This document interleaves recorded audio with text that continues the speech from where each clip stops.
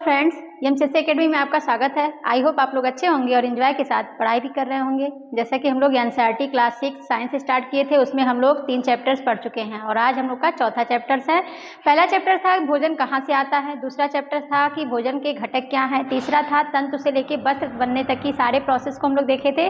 कैसे कपास से धागा बनता है, रुई मिलता है, उससे धागा कैसे बनाते हैं और पटसन से कैसे हम उससे हम रेशे निकालते हैं, ये सारे प्रोसेस हम लोग पिछले चैप्टर में देख लिए थे और उससे रिलेटेड हम लोग क्वेश्चन भी प्रैक्टिस सेशन में कर चुके हैं। तो आप लोग वीडियो पे जाके प्लेलिस्ट में जाके उसको आप लोग देख सकते हैं। और आज का हम लोग का चैप्टर है, चैप्टर नंबर 4 है, उसमें है वस्तुओं के समूह बनाना। हमको इसको देखना है कि वस्तुओं के समूह में क्या क्या आएंगे, किस तरह से इसमें क्वेश्चन पूछा जाएगा और क्या दिया हुआ है। चलिए हम लोग देख लेते हैं। हमारे चारों ओर की वस्तुएं, हमारे चारों ओर की वस्तुएं, हमारे चारों ओर क्या पाई जाती हैं, कौन कौन सी वस्तुएं पाई जाती हैं, किस तरह की होती हैं, ये सारी चीज़ें हम देखेंगे। लिखा इसमें, हमने देखा कि हमारे भोजन तथा वस्त्रों में बहुत अधिक विविधता है। हर स्थान पर इसी प्रकार की विविधता वाली अनेक वस्तुएं होती हैं। हमने देखा कि हमारे भोजन जो होते हैं वो कई तरह के होते हैं, जैसे हम दाल, चावल, सब्जी, रोटी, पूरी, पराठा, ये सारी चीज़ें बात कर लेते हैं। साथ सब्जी है वो भी भुजिया के रूप में या मसाले वाली करते हैं और उसकी बनाने की विधि अलग अलग होती है। और कुछ क्षेत्रों की बात कर लें, जैसे पूर्वोत्तर भारत में कुछ और भी खाया जाता है, दक्षिण भारत में कुछ और खाया जाता है। ऐसे ही ठंडे प्रदेशों में भी कुछ और खाया जाता है, गर्मी वाले प्रदेशों में भी कुछ अलग भोजन यूज़ किया जाता है। जिस तरह हमारे भोजन अलग होते हैं उसी तरह वस्त्रों में भी विविधता होती है। वस्त्र भी यहाँ के लोग अलग अलग तरह के पहनते हैं। कुछ लोग लेडीज़ महिलाएँ जो होती हैं वो साड़ी यूज़ करती हैं, सूट यूज़ करती हैं, कुछ अलग ड्रेस यूज़ करती हैं और जो पुरुष होते हैं वो कुछ अलग ड्रेस यूज करते हैं। और ठंडे वाले प्रदेशों में लोग ठंडे वस्त्रों का यूज़ करते हैं, गर्मी वाले प्रदेशों में लोग हल्के वस्त्रों का यूज़ करते हैं। तो यही है कि हमने देखा कि हमारे भोजन तथा वस्त्रों में बहुत अधिक विविधता होती है। हर स्थान पर इसी प्रकार की विविधता वाली अनेक वस्तुएं होती है। जैसे यहाँ पे विविधता है, हमारे यहाँ भोजन और वस्त्र में विविधता है, उसी तरह से हर स्थान पर विविधता पाई जाती है, खाने वाली चीज़ों में, भोजन में और वस्त्र सभी चीज़ों में। आगे है, हम अपने चारों ओर कुर्सियाँ, बैलगाड़ियाँ, साइकिलें, खाना पकाने के बर्तन, पुस्तकें, वस्त्र, खिलौने, जल, पत्थर तथा अन्य बहुत सी वस्तुएं देखते हैं। हम अपने चारों ओर क्या क्या देखते हैं, कुर्सी देखते हैं, टेबल देखते हैं, बैलगाड़ी देखते हैं, मोटर गाड़ी देखते हैं, साइकिल देखते हैं, रिक्शा देखते हैं, जो भी अपने आसपास की चीज़ें हैं, पेड़ पौधे हैं, घर है, बिल्डिंग है, रोड है, ये सारी चीज़ें हम लोग देखते हैं। तो वही है कि हम अपने चारों ओर कुर्सियाँ, बैलगाड़ी, साइकिल, खाना पकाने के बर्तन, पुस्तकें, वस्त्र, खिलौने, जल, पत्थर आदि बहुत सी वस्तुएं हम लोग देखते हैं। इन सभी वस्तुओं की आकृतियाँ, रंग तथा गुण भिन्न भिन्न होते हैं। हम जो वस्तुएं देखते हैं अपने आसपास के पर्यावरण में, जो भी वस्तुएं देखते हैं उनके कलर, उनके गुण, उनकी क्वालिटी सब अलग अलग होते हैं। जैसे हम चेयर देखेंगे तो चेयर के कुछ कलर अलग होंगे, पौधा देखेंगे तो वो कलर अलग होगा, रोड देखेंगे तो उसके कलर अलग होंगे, और बड़े वाहन या छोटे साइकिल वगैरह देखेंगे या खिलौने देखेंगे तो सबके कलर और क्वालिटी अलग अलग होंगे। तो वही है इसमें कि इन सभी वस्तुओं की आकृतियाँ, रंग तथा गुण भिन्न भिन्न होते हैं। अपने चारों ओर देखिए तथा गोल आकृति की वस्तुएं पहचानिए। हमको अपने चारों ओर देखना, चारे पर्यावरण में देखना है, चाहे वो हम क्लासरूम में हो या कोचिंग सेंटर में हो या कहीं बाहर हो या घर पर हो या रोड पे हो या कहीं भी जाएं, तो अपने चारों ओर की चीज़ों को हमको देखना है। उसमें से हमको गोल वस्तुओं को छांटना है कि इनमें आकृति जो गोल होनी चाहिए। आगे है, हमारी इन सूची में विभिन्न प्रकार की गेंद, जैसे रबर की गेंद, फुटबॉल तथा कंचे सम्मिलित हो सकते हैं। हम जो सूची बनाएंगे गोल आकृतियों वाले के, जिसमें गोल आकृति हो, उसमें से हम गोल रबर के बॉल कर सकते हैं, फुटबॉल कर सकते हैं, और कंचे जो बच्चे गोलियां खेलते हैं गांव वगैरह में, वो कंचे हम कर सकते हैं शामिल इसमें कि गोल वस्तुओं में क्या क्या आता है। यदि हम अपनी सूची में लगभग गोल वस्तुओं को सम्मिलित कर लें तो इनमें सेब, संतरे, घड़े जैसी वस्तुओं को भी रखा जा सकता है। अगर हम अपनी सूची में गोल वस्तुओं को शामिल करें तो उसमें हम खाने वाली चीज़ें भी शामिल कर सकते हैं जो गोल आकृति की होती है, जैसे नींबू है, संतरा है, टमाटर है, आलू है, और भी ढेर सारे फल हैं जो गोल आकृति के होते हैं। तो गोल आकृति में केवल हम खेलने वाली वस्तुएं या रबड़ की गेंद या फुटबॉल केवल नहीं कह सकते, हमें खाने वाली वस्तुओं में भी गोल आकृति की बहुत सारी चीज़ें होती हैं। जैसे आपने देखा कि सेब है, संतरा है, नींबू है, ये सारे जो है, और उसके साथ साथ घड़े जैसी वस्तुओं को भी रखा जा सकता है। मान लीजिए हम ऐसी वस्तुओं पर ध्यान दे रहे हैं जिसे खाया जा सकता है, तब हम इन सूची में उन सभी मदों को सम्मिलित कर सकते हैं। अगर मान लीजिए हम केवल खाने वाली वस्तुओं में ही देख रहे हैं कि खाने वाली जो वस्तुएं हैं उनमें से कौन कौन सी वस्तुएं गोल हैं, तो अगर हम उनमें खाने वाली वस्तुओं को देखेंगे तो उनको भी हम अपनी सूची में शामिल कर सकते हैं। आगे है, जिन्हें हमने अध्याय 1 की सारणियों में 1.1, 1.2, 1.3 में सूचीबद्ध किया था। जब हम लोग चैप्टर 1 पढ़ रहे थे तो भोजन कहाँ से आता था, उसमें हम लोग भोजन के कई प्रकार देखे थे, दलहनी फसलें और रेशे प्रदान वाली फसलें, खाने वाली फसलें, खाद्यान्न फसलें में दाल, चावल, ये सारी सारी चीज़ें हम लोग देखे थे, तो उसमें से हमको गोल चीज़ें ढूंढनी थी कि किसकी आकृति इसमें गोल है। जैसे सब्जी की बात करें तो उसमें हम लोग को आलू, टमाटर, ये सारी चीज़ें गोल आकृति की दिखी थी, नींबू हो गया। और फल की बात करें तो उसमें सेब, संतरा, अमरूद, ये सारे जो हैं गोल आकृति के थे। तो उसमें यही लिखा है कि जिनमें हमने अध्याय 1 में सारणियों में 1.1, 1.2, 1.3 में सूचीबद्ध किया था, यह भी हो सकता है कि जिन गोल वस्तुओं की सूची हमने अभी बनाई है उनमें से कुछ वस्तुएं इस समूह में सम्मिलित हो। जो हम लोग अध्याय 1 में पढ़े थे उसमें भी कुछ वस्तुओं की सूची बनाए थे, तो उन वस्तुओं की जो सूची बनाए थे, हो सकता है कि इन सूची में भी उनको हम सम्मिलित कर सकते हैं, सम्मिलित हो सकता है। आगे है, मान लीजिए हम प्लास्टिक की बनी वस्तुओं का एक समूह बनाना चाहते हैं। बाल्टियां, लंच बॉक्स, खिलौने, जलपात्र, पाइप तथा इसी प्रकार की बहुत सी वस्तुओं को इस समूह में स्थान मिल सकता है। अगर मान लीजिए हमको प्लास्टिक वस्तुओं का सूची बनाना है, प्लास्टिक वस्तुओं की सूची बनानी है कि कौन सी वस्तुएं प्लास्टिक की बनी है, तो हम उसमें चेयर को भी ले सकते हैं, प्लास्टिक का होता है, लंच बॉक्स को भी ले सकते हैं, उसके साथ साथ इसमें और जल पाइप भी ले सकते हैं, खिलौने ले सकते हैं, बाल्टी ले सकते हैं, टब ले सकते हैं।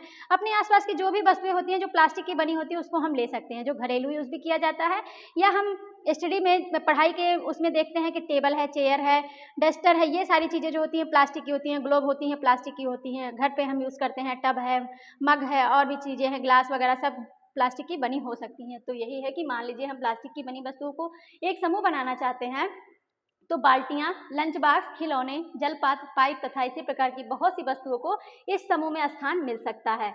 अतः वस्तुओं के समूह बनाने के बहुत से ढंग हैं। वस्तुओं को समूह बनाना जो है हमको उसमें बहुत से ढंग है। कुछ हम कागज़ वाली वस्तुओं का समूह बना सकते हैं, कुछ लकड़ी वाले वस्तुओं का समूह बना सकते हैं, कुछ प्लास्टिक वस्तुओं का समूह बना सकते हैं, और उसके साथ साथ कुछ इस्पात से बने, लोहे से बने, स्टील, तांबा, पीतल, इन सारी वस्तुओं का भी समूह बना सकते हैं। और समूह बनाने के लिए हम ये भी कर सकते हैं कि पढ़ने वाले वस्तुओं का अलग अलग समूह बना लें, खाने पीने वाली चीज़ों का अलग समूह बना लें, उसके साथ साथ जो हमको कपड़े वगैरह है उसका अलग समूह बना लें, साथ साथ जो डेली यूज़ करने वाली चीज़ें हैं उसका हम अलग समूह बना लें। तो सारे वस्तुओं का जो अलग अलग ढंग होता है उसकी समूह बनाने के लिए।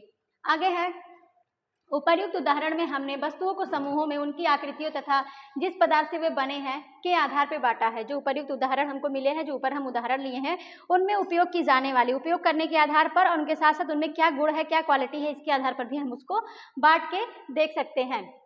आगे, हमारे चारों ओर की वस्तुएं एक अथवा एक से अधिक पदार्थों से बनी होती हैं।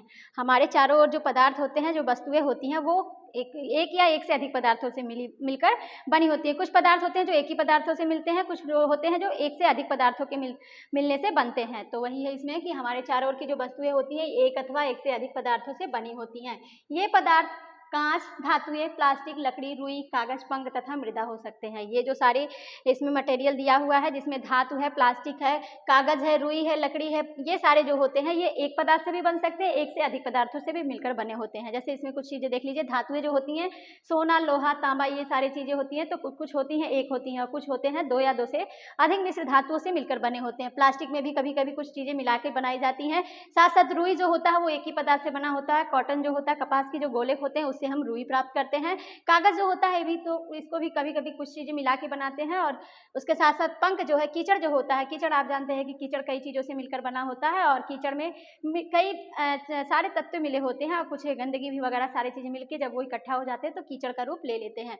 साथ साथ मिट्टी में भी ढेर सारे खनिज तत्व पाए जाते हैं। आगे है, क्या आप पदार्थों के और अधिक उदाहरण के विषय में विचार कर सकते हैं? ये सारे जो पदार्थ दिए हैं उसके अलावा या उससे अधिक आप और भी एग्जाम्पल दे सकते हैं। आपको विचार करना है कि हम और भी एग्जाम्पल दे सकते हैं। आगे है क्रियाकलाप फर्स्ट। क्रियाकलाप फर्स्ट में है, आइए अब हम अपने चारों ओर से जितनी संभव हो सके उतनी वस्तुएं एकत्र करते हैं। हम क्या करते हैं कि अपने चारों ओर की जितनी भी वस्तु हो सकती है उसको हम एकत्र करते हैं। हमारे आसपास जितनी भी वस्तु हैं उसको हम एकत्र कर सकते हैं, उतनी वस्तुएं एकत्र करते हैं। हम में से प्रत्येक अपने घर से प्रतिदिन उपयोग होने वाली एक वस्तु ला सकते हैं तथा कुछ वस्तुएं कक्षा के कमरे से अथवा विद्यालय के बाहर से एकत्र कर सकते हैं। हमें क्या करना है कि अपने आसपास की कई वस्तुओं को एकत्र करना है। कुछ क्या हो सकता है, हम प्रतिदिन जो अपने यूज़ करते हैं उन वस्तुओं को हम ला सकते हैं। जैसे डेली यूज़ करने वाली चीज़ें, लंच बॉक्स है, गिलास है, थाली है, और टब वगैरह है, नहाने के लिए जो हम यूज़ करते हैं टब है, मग है, ये भी डेली यूज़ होता है। खाने के लिए जो हम लोग यूज़ करते हैं थाली बर्तन जो भी होता है उसको भी यूज़ कर सकते हैं। पढ़ने वाली चीज़ें, बुक है, पेन है, डस्टर है, कॉपी है, ये सारी चीज़ें हम यूज़ कर सकते हैं। तो यही है इसमें कि आप अपने आप चारों ओर से जितनी संभव हो सके उतनी वस्तुएं एकत्र करते हैं। हम में से प्रत्येक अपने घर से प्रतिदिन उपयोग होने वाली एक वस्तु ला सकते हैं तथा कुछ वस्तुएं कक्षा के कमरे से अथवा विद्यालय के बाहर से भी एकत्र कर सकते हैं। हम अपने घर से भी ला सकते हैं कुछ वस्तुएं, और कुछ वस्तुएं हम अपने कक्षा में या विद्यालय में वहां से भी एकत्र कर सकते हैं। आगे है, हमारे इस संग्रह में हमारे पास क्या होगा। जब हम ये सारे संग्रह कर लेंगे तो हमारे पास क्या होगा। देखिए, जब सारे बच्चे हैं, जो भी स्टूडेंट होंगे, सब अपने घर से अलग अलग डेली यूज़ करने वाले सामान लेके आएंगे तो सारे वस्तुएं तो एक समान होंगी नहीं। सारे लोग एक ही चीज़ तो लेके आएंगे नहीं, सब लोग भिन्न भिन्न तरीके के लेके आएंगे। कुछ उसमें से मान लीजिए कोई लंच बॉक्स लेके आया तो कोई बॉटल लेके आया, तो कोई कॉपी लेके आएगा, तो कोई पेन लेके आएगा, तो कोई टब लेके आएगा। इस टाइप से चीज़ें वो अपने अलग अलग मटेरियल लेके आएंगे। तो हमारे इस संग्रह से हमारे पास क्या होगा। चाक, पेंसिल, नोटबुक, रबर, डस्टर, हथौड़ा, कील, साबुन, पहिए का आरा, माचिस की डिब्बी, नमक और आलू। जब अपने कक्षा के विद्यार्थी जब अलग अलग चीज़ें लेके आएंगे तो उसमें ये सारी चीज़ें भी शामिल हो सकती हैं। कोई चाक भी ला सकता है, पेंसिल हो सकता है, नोटबुक हो सकता है, रबड़ हो सकता है, डस्टर, हथौड़ा, कील, साबुन, पहिए का आरा, और उसके साथ साथ माचिस की डिब्बी, नमक और आलू भी कोई भी ला सकता है, आलू भी शामिल हो सकता है। आगे है, हम वस्तुओं की एक ऐसी सूची भी बना सकते हैं जिनके बारे में हम केवल सोच ही सकते हैं। हम ये सारी चीज़ें तो जो दैनिक उपयोग की चीज़ें हैं उसको हम ला भी सकते हैं और यहाँ शामिल भी कर सकते हैं, और कुछ ऐसी भी वस्तुएं होती हैं जिनके बारे में हम केवल सोच सकते हैं, उसको हम क्लासरूम में नहीं ला सकते हैं। जैसे कि यहाँ है, कक्षा के कमरे में ला नहीं सकते। उदाहरण के लिए दीवार, वृक्ष, दरवाजे, ट्रैक्टर और सड़कें जैसे बड़ी बड़ी जो चीज़ें होती हैं उनको हम क्लासरूम में नहीं ला सकते हैं, उसके लिए हम केवल सोच सकते हैं। जैसे मान लीजिए घर पे क्लास के बाहर जो पेड़ पौधे होते हैं उनको हम अंदर नहीं ला सकते, या बड़ी गाड़ियाँ हो गई, ट्रैक्टर हो गया, बस हो गया, ये सारी चीज़ें भी हम अंदर नहीं ला सकते। उसके साथ साथ सड़क वगैरह जो होते हैं ये रोड पर ही देख सकते हैं, उसको हम अंदर नहीं ला सकते। तो वही उदाहरण के लिए दीवार, वृक्ष, दरवाजे, ट्रैक्टर और सड़कें हो सकती हैं। आगे है, इन संग्रह से उन सभी वस्तुओं को पृथक कीजिए जो कागज अथवा लकड़ी से बनी हुई है। हम जो अभी तक स्टोर किए, जितने भी चीज़ें सम्मिलित किए हैं या सूची जो बनाए हैं, उनमें से हमको कागज से बनी या लकड़ी से बनी हुई सामग्री को अलग करना है। इस प्रकार आप सभी वस्तुओं को दो समूहों में बांट सकते हैं। इनमें से एक समूह की सभी वस्तुएं कागज अथवा लकड़ी से बनी हो सकती हैं तथा दूसरे समूह की वस्तुएं इन पदार्थों से नहीं बनी हो सकती हैं। इनको हमको दो भागों में बांटना है, कागज और लकड़ी से। इनको जब हम कागज और लकड़ी से, इनको हम जो है दो समूहों में बांट सकते हैं। एक या तो कागज की बनी हो या तो लकड़ी की बनी हो, और दूसरे जो पदार्थ होते हैं या दूसरे जो समूह होते हैं वो किसी अन्य पदार्थ से बने हो सकते हैं। आगे है, इसी प्रकार हम खाना पकाने में उपयोग होने वाली वस्तुओं को भी पृथक कर सकते हैं। जैसे हम कागज से बनी और लकड़ी वाले सामानों को अलग किए हैं, उसी तरह हम लोग खाना बनाने वाले या खाना पकाने वाले वस्तुओं को भी अलग कर सकते हैं। जैसे लकड़ी से बने मान लीजिए टेबल है, मेज़ है, पोडियम है, इस सारी चीज़ें जो होती हैं, अलमारी है, ये लकड़ी से बनी हो सकती हैं। और कागज़ से हो गया, बुक हो गया, नोटबुक हो गया, ये सारी चीज़ें कागज़ की हो गई। और खाना पकाने वाली चीज़ें बर्तन में आप ले सकते हैं, कढ़ाई, कुकर, थाली, ये सारी चीज़ें खाना पकाने वाली चीज़ें हैं। और उसके साथ साथ जो हम खाद्य सामग्री होती है वो भी हम अलग बना सकते हैं, अलग कर सकते हैं। तो वही है, इसी प्रकार हम खाना पकाने में उपयोग होने वाली वस्तुओं को भी पृथक कर सकते हैं, उसका भी अलग समूह हम बना सकते हैं। आगे है, आइए अब हम कुछ अधिक योजनाबद्ध होते हैं। एकत्र की गई सभी वस्तुओं की सारणी 4.1 में सूची में बनाइए। हमको अब कुछ योजना की बद्ध के तरीके से हमको उसको अलग करना है। योजना बनाना है कि हमको पढ़ने वाली सामग्री अलग करना है, खाने वाली सामग्री अलग करना है, कागज से बनी सामग्री अलग करना है और लकड़ी से बनी सामग्री अलग करना है। उसके साथ साथ इस्पात से जो बनी सामग्री है उसको अलग करना है। वही है कि आइए अब हम कुछ योजनाबद्ध होते हैं। एकत्र की गई सभी वस्तुओं की सारणी 4.1 सूची में बनाइए। आगे है, प्रत्येक वस्तु जिन जिन पदार्थों से बनी है उनको पहचानने का प्रयास कीजिए। जो वस्तुएं हम लेके आए हैं, जो घर से लेके आए हैं, कुछ विद्यालय में मिला है, कुछ कक्षा में मिला है और कुछ बाहर हम सोच सकते हैं, उन सारी वस्तुओं की जो हम सूची बनाएंगे उसके बारे में हम विचार करेंगे ये किन किन वस्तुओं से मिलकर बना है। आगे है, इतनी लंबी सारणी बनाना जिनमें जितनी वस्तुएं संभव हैं उन सभी के बारे में सूचना एकत्र करके लिखना एक कौतुक हो सकता है।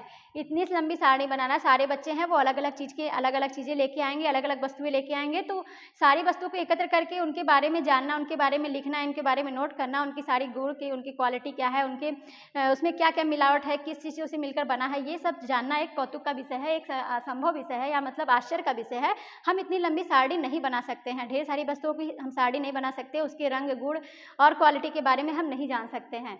तो वही है इसमें कितनी लंबी सारणी बनाना, जिसमें जितनी वस्तुएं संभव है उन सभी के बारे में सूचना एकत्र करके लिखना एक कौतुक हो सकता है।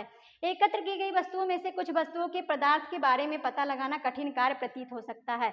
जो एकत्र किया गया है उसमें से कुछ ऐसे भी पदार्थ होंगे जिनके बारे में हम जान नहीं सकते, या हमको बहुत अंदर तक गहराई तक जाना होगा और उसके लिए हमको बहुत प्रयत्न करना पड़ेगा, कठिन परिश्रम करना पड़ेगा। तो वही है कि इसमें कठिन कार्य प्रतीत होता है, कि मतलब बहुत कठिनाई होती है उसके बारे में जानना, या उसके क्वालिटी के बारे में जान के उनके अंदर की क्या क्या खासियत है उसके बारे में जानना हमारे लिए बहुत कठिन प्रतीत होता है। आगे है, ऐसे प्रकरणों में पदार्थ की पहचान के लिए अपने मित्रों, शिक्षक या अभिभावकों से विचार कर सकते हैं। जो सारे स्टूडेंट सारे मटेरियल अपने दैनिक उपयोग की चीज़ें और आसपास की चीज़ें जो उन्होंने एकत्र किया है, इकट्ठा किया है, उनमें से जो हम चीज़ें हैं कि उसके बारे में हम नहीं जान सकते, हमको कठिन सा लगता है, या हम उसकी क्वालिटी के बारे में, रंग के बारे में और उसकी क्या खासियत है उसके बारे में हम नहीं जान सकते, तो उसके बारे में हम अपने अभिभावक, शिक्षक या मित्रों से चर्चा कर सकते हैं, उस पर विचार विमर्श कर सकते हैं। आगे है सारणी 4.1, जिसमें वस्तुएं हैं तथा पदार्थ जिससे ये बनी होती हैं। वस्तु है और पदार्थ जिनसे ये बनी है। प्लेट या थाली। प्लेट और थाली जो है ये इस्पात का भी बना हो सकता है, कांच का भी बना हो सकता है, प्लास्टिक का भी होता है, उसके साथ साथ अन्य पदार्थों का भी बना हो सकता है। जैसे आप किसी पार्टी वगैरह में जाते हैं तो कागज़ का होता है या फाइबर का होता है, तो वो सारी चीज़ें जो होती हैं प्लेट का कई तरीके से बना सकते हैं, कई पदार्थों से प्लेट बना होता है। उसके साथ साथ पेन है। पेन जो होता है प्लास्टिक का भी हो सकता है और धातु का भी हो सकता है। आगे है क्रियाकलाप सेकंड है। क्रियाकलाप सेकंड में दिया है सारणी 4.2 में कुछ सामान्य पदार्थों की सूची दी गई है। इनके अतिरिक्त अपनी जानकारी के और अधिक पदार्थ आप इस सारणी के कॉलम 1 में जोड़ सकते हैं। जो नीचे कोई सारणी दी गई है जिसे 4.2 कहा गया है, और इसमें ऐसे पदार्थों की सूची बनाई गई है जिसमें हमको जानकारी एकत्र करना है और किस पदार्थ से बना है, और उसमें हम कुछ अलग पदार्थों को हम उसमें जोड़ सकते हैं, अपनी तरफ से कुछ और पदार्थ उस पर ऐड कर सकते हैं। आगे है, अब प्रयास करके अपनी जानकारी की दैनिक उपयोग में आने वाली उन वस्तुओं के बारे में विचार कीजिए जो मुख्यतः इन्हीं पदार्थों से बनी हुई है। अब हम उसमें विचार करेंगे, उसमें जानकारी करेंगे, उनमें उपयोग होने वाली जो वस्तुएं होंगी उनका हम चर्चा करके उसमें जानने का प्रयास करेंगे कि किन किन पदार्थों से मिलकर बनी है, इनकी क्या खासियत है। आगे है, उन वस्तुओं के बारे में विचार कीजिए जो मुख्यतः इन्हीं पदार्थों से बनी है, और जो हम सारणी बनाएंगे उसमें चेक करेंगे कि किस किस पदार्थ से बना है। जो हम जैसे प्लेट की, अभी हम लोग थाली की बात की, प्लेट की बात की कि वो इस्पात का भी हो सकता है, कागज़ की भी हो सकता है और प्लास्टिक का भी हो सकता है, कई चीज़ों का हो सकता है। उसी तरह जो ये मुख्य जो पदार्थ दिए हैं वो किन किन पदार्थों से मिलकर बने हैं इसको हमको देखना है। तो इन्हीं पदार्थों से बनी और उन्हें कॉलम 2 में सूचीबद्ध कीजिए। आगे है, इन सब सारणियों से हमें क्या क्या पता चलता है। पहले हमने वस्तुओं को कई ढंग से समूहों में रखा। इसके पश्चात हमने यह पाया कि हमारे चारों ओर की वस्तुएं विभिन्न पदार्थों से बनी होती हैं। हमने पहले क्या किया कि सारे वस्तुओं को एकत्र किया, सारे वस्तुओं का समूह बनाया। उसके बाद हम देखें कि ये सारी वस्तुएं जो होती हैं विभिन्न प्रकार के पदार्थों से मिलकर बनी होती हैं। कुछ वस्तुएं एक ही पदार्थ से बनी होती हैं, कुछ वस्तुएं जो होती हैं एक से अधिक पदार्थों से मिलकर बनी होती हैं। तो यही है कि हमने जब इकट्ठा किया, कई ढंग से समूह बनाया, तो इसके पश्चात हमने यह पाया कि हमारे चारों ओर की जो वस्तुएं होती हैं वो विभिन्न प्रकार से विभिन्न पदार्थों से मिलकर बनी होती हैं। जैसे यहाँ पदार्थ दिया हुआ है, इन पदार्थों से बनी वस्तु दी है। जैसे लकड़ी है, लकड़ी से क्या क्या बन सकता है। लकड़ी से कुर्सी भी बन सकता है, मेज भी बन सकता है, हल भी बन सकता है, बैलगाड़ी बन सकता है, इसके साथ साथ पहिया भी लकड़ी का हो सकता है। फिर दिया है कागज। कागज से क्या क्या बना सकते हैं। कागज से पुस्तक बन सकता है, नोटबुक हो सकता है, समाचार पत्र हो सकता है, साथ साथ खिलौने और कैलेंडर हो सकते हैं। इसी तरह हमको और भी सूची बनानी है। जैसे चमड़ा है, चमड़े का क्या क्या यूज हो सकता है। तो चमड़े का आप बैग भी देखे होंगे, चमड़े का शूज भी देखे होंगे और चमड़े की और भी वस्तुएं देखे होंगे। साथ साथ प्लास्टिक है, प्लास्टिक का क्या बन सकता है। प्लास्टिक का चेयर बन सकता है, टेबल बन सकता है, अलमारी बन सकता है। उसके साथ साथ टब है, बाल्टी है, बोतल है, ये सारी चीज़ें भी प्लास्टिक का हम बना सकते हैं। रुई का क्या हो सकता है। रुई से हम धागा बनाते हैं, धागे से कपड़ा बनता है, और रुई का यूज़ हम गद्दे, रजाई, आज में पिलो वगैरह में भरने के लिए भी करते हैं। तो हमको यही सूची बनानी है और उसके बारे में लिखना है कि उससे क्या क्या वस्तुएं बन सकती हैं। तो एक ही वस्तु से कई पदार्थ बन सकते हैं, एक ही पदार्थ से कई वस्तुएं बन सकती हैं। आगे है, इसमें कई बार तो कोई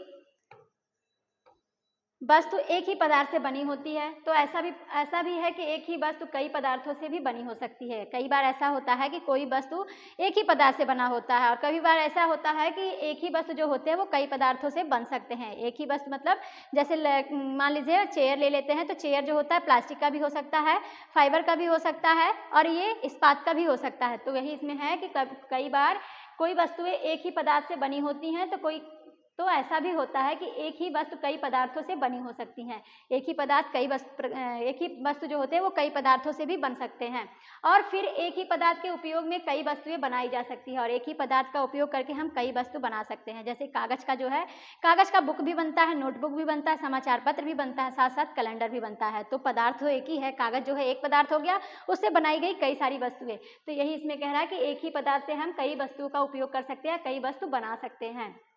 आगे है, यह कैसे निश्चित किया जाता है कि किसी दी गई वस्तु को बनाने के लिए कौन सा पदार्थ उपयोग किया जाना है। हमें यहाँ कैसे निश्चित होगा या कैसे हम जान पाएंगे कि किस वस्तु को बनाने के लिए कौन सा पदार्थ हम यूज करें। अगर हमको चेयर बनाना है तो उसमें हम किस पदार्थ का यूज करें या कौन से तत्व उसमें यूज करें, प्लास्टिक का बनाए, लोहे का बनाए, कागज का बनाए, किस चीज़ का बनाए।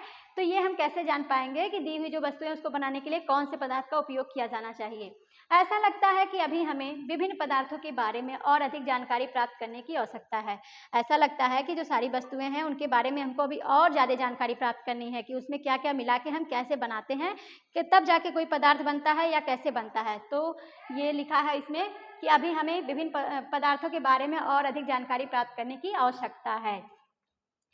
आपको यहाँ पे ये जो पॉइंट है ये इम्पॉर्टेंट है कि कभी कभी जो होती हैं कोई वस्तु जो होती हैं एक ही पदार्थ से बनी होती हैं, तो ऐसा भी होता है कि एक ही वस्तु कई पदार्थों से भी बनी हो सकती हैं और फिर एक ही पदार्थ के उपयोग से कई वस्तुएं बनती हैं। ये लाइन बहुत इंपॉर्टेंट है। इसमें जो कह रहा है कि जो वस्तु होती हैं एक ही पदार्थ से बनी होती हैं। कोई वस्तु होती हैं जो एक ही पदार्थ से बनती हैं और कभी कभी ऐसा होता है कि एक ही वस्तु कई पदार्थ से बना हो सकता है। एक ही वस्तु, जैसे अभी मैंने बात किया कि चेयर होता है वो लकड़ी का भी बन सकता है, लोहे का भी बन सकता है, इस्पात का भी बन सकता है। तो वही वस्तु तो एक ही हो गया ना, चेयर एक ही वस्तु हो गया, वो बना है कई पदार्थों से मिलकर। और एक ही पदार्थ से कई चीज़ भी बन सकते हैं। एक ही पदार्थ मतलब जैसे कागज है, कागज से हम नोटबुक भी बना सकते हैं, कॉपी भी बना सकते हैं, न्यूज़पेपर भी बना सकते हैं, उसके साथ साथ कैलेंडर बना सकते हैं और भी चीज़ें बना सकते हैं। तो पदार्थ इसमें कागज हो गया, उसका बनाया गया ढेर सारा परिवर्तन रूप, उसका कई चीज़ें यूज़ किया गया। और वस्तु जो इसमें है कि चेयर को हम कई तरीके से बना सकते हैं। तो वही इसमें पॉइंट है कि एक ही वस्तु कई पदार्थों से भी बनी हो सकती है और फिर एक ही पदार्थ के उपयोग भी कई वस्तुओं से बनाई जा सकती है। आगे है पदार्थों के गुण। पदार्थ के क्या क्या गुण हो सकते हैं। क्या आपने कभी यह जानने का प्रयास किया है कि गिलास कपड़े का क्यों नहीं बनाया जाता। अध्याय 3 में कपड़े के टुकड़ों के साथ जो प्रयोग हमने किया था उसे याद कीजिए और यह ध्यान में रखिए कि हम गिलास का उपयोग सामान्यतः द्रव को रखने के लिए करते हैं। ये जो इसमें हम लोग देखे हैं कि हम कभी कभी यह जानने का भी प्रयास करते हैं कि जो गिलास वगैरह बनाते हैं वो कपड़े का क्यों नहीं बनाते हैं, कपड़े का गिलास क्यों नहीं बना सकते हैं। तो इसमें वही कह रहा है कि गिलास कपड़े का क्यों नहीं बनाया जा सकता। अध्याय 3 में हम लोग देखे थे कपड़े के विभिन्न टुकड़ों को इकट्ठा किए थे, उसको फिर देखने की प्रयास किए थे, क्वालिटी जानने का प्रयास किए थे कि उसमें क्या खासियत है, कौन से कपड़े रेशमी है, कौन से कपड़े ऊनी है, कौन से कपड़े सूती हैं। ये सारे हम लोग चर्चा किए थे, हम लोग देखे थे। तो वही इसमें कह रहा है कि अध्याय 3 में कपड़े के टुकड़ों के साथ जो प्रयोग हमने किया था उसे याद कीजिए और यह ध्यान में रखिए कि हम गिलास का उपयोग सामान्यतः द्रव को रखने के लिए करते हैं। गिलास जो मुख्य रूप से बनाया जाता है वो द्रव पदार्थों के लिए बनाया जाता है, लिक्विड पदार्थों के लिए बनाया जाता है, क्योंकि लिक्विड पदार्थ जो होते हैं वो गिलास वगैरह में ही रुकते हैं। तो यही है कि गिलास का जो प्रयोग होता है सामान्यतः द्रव को रखने के लिए करते हैं। आगे है, इसीलिए अब यदि हम कपड़े का गिलास बनाए तो क्या हमारा यह कार्य काफ़ी हास्यास्पद प्रतीत नहीं होगा। अगर हम कोई गिलास बना रहे हैं वो कपड़े का अगर बना रहे हैं तो क्या कपड़े का बनाएंगे तो हमारे लिए वो हंसी का पात्र है ना, क्योंकि कपड़े में कभी भी पानी रुक नहीं सकता, वो पानी सारा गिर जाएगा। तो हमें कपड़े का गिलास बनाने का क्या तरीका, क्या यूज़ है उसका। कपड़े का गिलास बना के हम क्या करेंगे जब उसमें हम स्टोर ही ना कर पाए। तो वही है इसमें कि यदि हम कपड़े का गिलास बनाए तो क्या हमारा यह कार्य काफ़ी हास्यास्पद प्रतीत नहीं होगा, कि काफ़ी हंसी के पात्र नहीं होगा। आगे है, गिलास बनाने के लिए हमें कांच, प्लास्टिक, धातु अथवा कोई ऐसा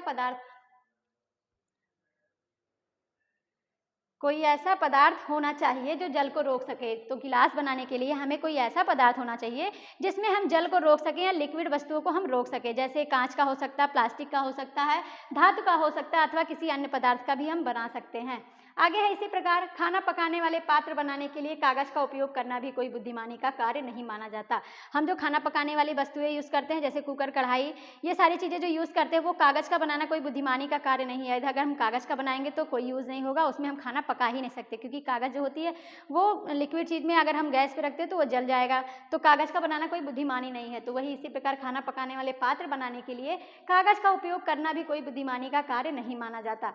आगे है, तब हम देखते हैं कि हमारे द्वारा किसी वस्तु को बनाने के लिए किसी पदार्थ का चयन किया जाना आवश्यक है। हम जब किसी पदार्थ को बनाते हैं, किसी वस्तु को बनाते हैं, तो उसको हमको पदार्थ का चयन कर लेना चाहिए कि हमको किस पदार्थ के लिए क्या बना रहा है। जैसे हम लिक्विड चीज़ों के लिए बना रहे हैं तो हमें ऐसी चीज़ें होनी चाहिए जिसको वो लिक्विड रोक सके। ठोस चीज़ों के लिए बना रहे हैं तो हम ऐसी वस्तु बनाएं कि उसमें ठोस वस्तुएं एकत्र हो सके या इकट्ठा हो सके। तो वही है कि हमारे द्वारा किसी भी वस्तु को बनाने के लिए किसी पदार्थ का चयन किया जाना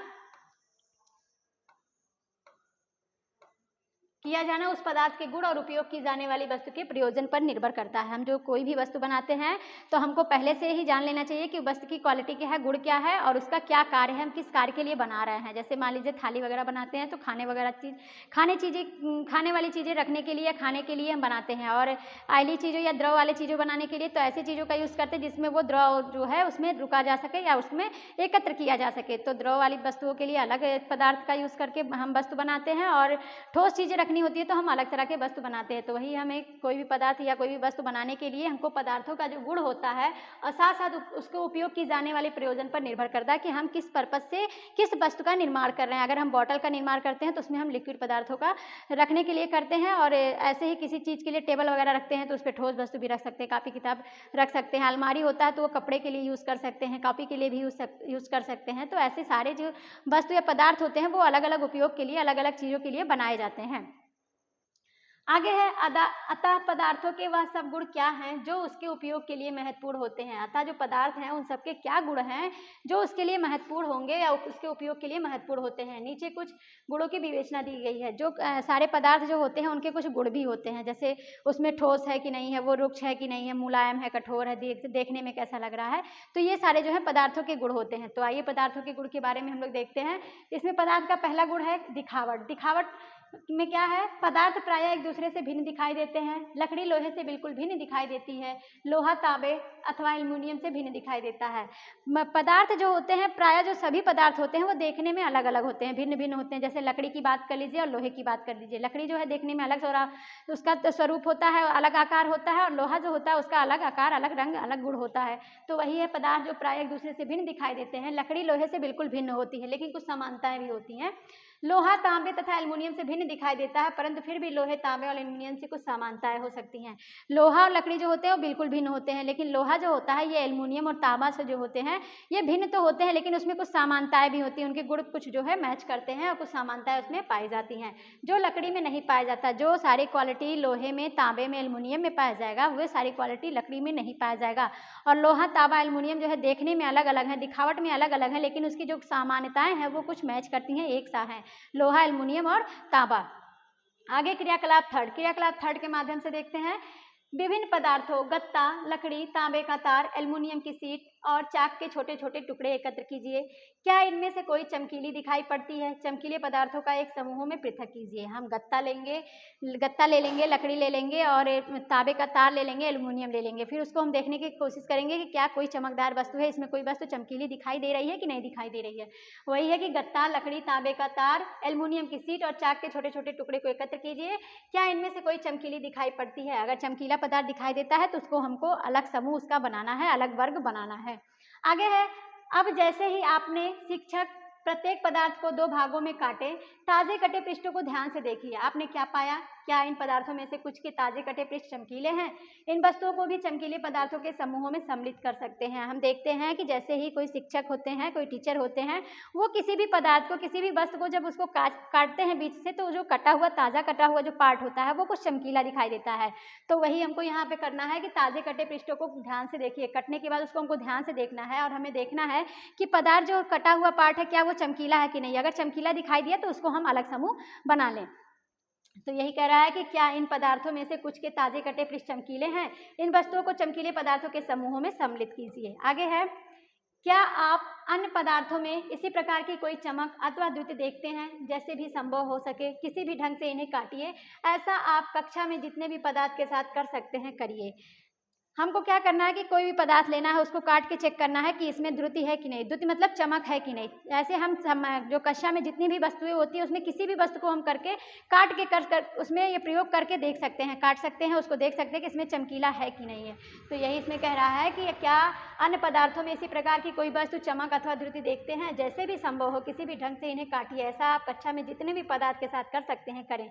जितने ज़्यादा प्रयोग आप करेंगे उतना ही आपको समझ में आएगा कि इसमें चमक है किसमें नहीं चमक है। तो वही कहने का मतलब है कि कक्षा में जो भी वस्तुएं हैं, जो भी पदार्थ हैं, उसको आप काटने का प्रयास कीजिए और काटिए जिसमें देखिए कि आप चमक इसमें है, द्रुति इसमें है कि नहीं है। आगे है द्रुतिवान तथा द्रुतिहीन पदार्थों की सूची बनाइए। और जो चमकदार वस्तुएं हैं और जिसमें चमक नहीं पाई जा रही है, इन दोनों वस्तुओं की सूची बनानी है।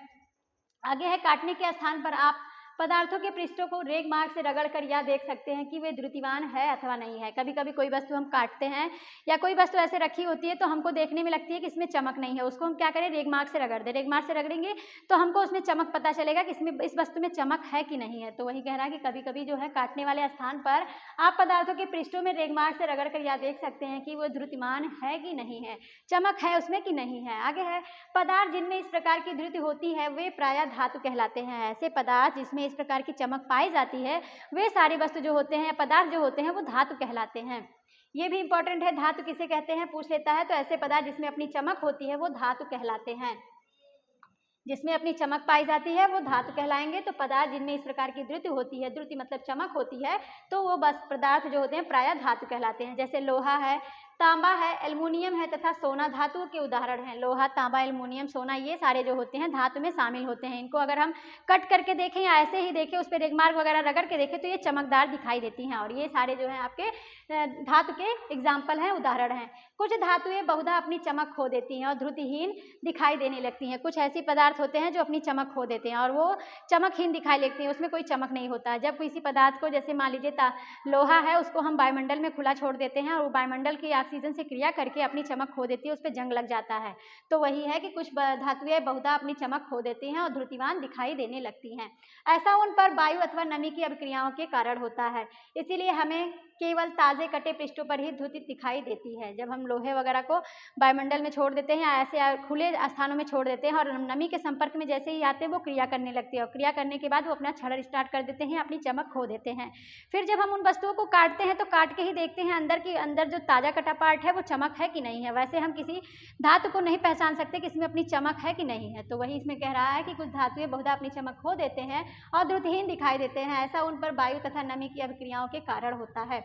इसीलिए हमें केवल ताजे कटे पृष्ठों पर ही द्रुति दिखाई देती है। द्रुति मतलब चमक दिखाई देती है। जब आप किसी लोहार अथवा वर्कशॉप का भ्रमण करें तो धातु की छड़ों के ताजे कटे पृष्ठों को देखने का प्रयास करें और यह देखें कि इसमें द्रुति है अथवा नहीं है। जब किसी हम लोहार के पास जाते हैं या किसी वर्कशॉप में जाते हैं तो वहाँ जो लोहार किसी वस्तु को, किसी पदार्थ को या किसी छड़ को काटता है तो हम उसको देखने का प्रयास करें, उसको समझने का प्रयास करें कि जो वो पदार्थ काट रहा है उसमें चमक है कि नहीं है। आगे है विलेय अथवा अविलेय। विलेय क्या होता है, अविलेय क्या होता है। पहला था दिखावट। पदार्थों का जो पहला गुण था वो दिखावट था, देखने में कैसा है ये हम लोग देखें। अगला है हम लोग विलेय है या अविलेय। विलेय क्या होता है, जब किसी पदार्थ को किसी जल में घोला जाता है वो पूरी तरह से घुल जाए तो ऐसे पदार्थ जो होते हैं विलेय होते हैं। और जब किसी पदार्थ को हम जल में घोलते हैं वो पूरी तरह से घुले ना तो वो अविलेय कहलाता है। आइए देखते हैं क्रियाकलाप फोर्थ में क्या दिया है। कुछ ठोस पदार्थों जैसे चीनी, नमक, चाक पाउडर, बालू तथा लकड़ी के बुरादे के नमूने एकत्र कीजिए। कुछ ठोस पदार्थ हमको लेना है। ठोस पदार्थ हमको लेना है जैसे चीनी है, नमक है, लकड़ी का बुरादा है और बालू के कण हैं, चाक के टुकड़े हैं, ये सबको लेना है। आगे है कांच के 5 गिलास लीजिए। प्रत्येक गिलास के लगभग 2/3 भाग में जल भरिए। पहले गिलास में कुछ मात्रा में चीनी, दूसरे में नमक, इसी प्रकार शेष गिलासों में अन्य पदार्थ मिलाइए। प्रत्येक गिलास की अंतर्वस्तु को चम्मच से बिलोड़ित कीजिए, धीरे धीरे हिलाइए। बिलोड़ित मतलब होता है धीरे धीरे हिलाना। कुछ मिनट तक प्रतीक्षा कीजिए, प्रेक्षण कीजिए और पता लगाइए कि जल में मिलाए गए पदार्थों का क्या होता है। हमको क्या करना है, ठोस पदार्थ लेना है। ठोस पदार्थ में हम चीनी ले सकते हैं, नमक ले सकते हैं, बालू का कण ले सकते हैं, लकड़ी का बुरादा ले सकते हैं। साथ साथ कुछ हम चूने का पाउडर या चाक का पाउडर ले सकते हैं, चाक ले सकते हैं। उसके बाद हमको क्या करना है, अलग अलग पदार्थों के लिए अलग अलग गिलास लेना है। मान लीजिए 5 पदार्थ है तो 5 गिलास ले लेंगे। उसमें हम 2/3 उसमें जल भरेंगे, गिलास में 2/3 जल लेंगे और सारे जो मटेरियल है, हमारे नमक है, चीनी है, लकड़ी का बुरादा है, बालू का कण है, उसका हम 2-2 चम्मच उस पानी में डाल देंगे। उसके बाद डालने के बाद हम उसको घोलेंगे या हिलाने का प्रयास करेंगे या बिलोड़ी विलोड़ित करेंगे। विलोड़ित मतलब धीरे धीरे उसको हिलाने का प्रयास करेंगे। उसके बाद उसको कुछ टाइम के लिए रख देंगे। रखने के बाद हम क्या देखते हैं कि कुछ पदार्थ जो होते हैं वो पानी में पूरी तरीके से घुल जाएंगे और कुछ पदार्थ ऐसे होंगे जो पानी में घुलेंगे नहीं, नीचे जाके बैठ जाएंगे। तो अगर कोई पदार्थ है जो पानी में पूरी तरीके से घुल गया तो वो आपका विलेय हो जाएगा। जो पदार्थ पानी में पूरी तरीके से नहीं घुलेगा वो आपका अविलेय कहलाएगा। तो नमक जो है, चीनी जो है, ये जो है पानी में आसानी से घुल जाते हैं। और बालू जो है, लकड़ी के बुरादे जो है, इनको जब तक हम हिलाएंगे तब तक वो हम पानी के साथ वो हिलता रहेगा। उसके बाद जैसे हम उसको रखेंगे थोड़ी देर के लिए, थोड़े टाइम के लिए, वो वैसे नीचे तली में बैठ जाएगा। तो वही इसमें प्रेक्षण दिया गया है। प्रेक्षण कीजिए और पता लगाइए कि जल में मिलाए गए पदार्थों का क्या होता है। अपने प्रेक्षणों को सारणी 4.3 में दर्शाए अनुसार नोट कीजिए। आगे कुछ पदार्थ दिया हुआ है।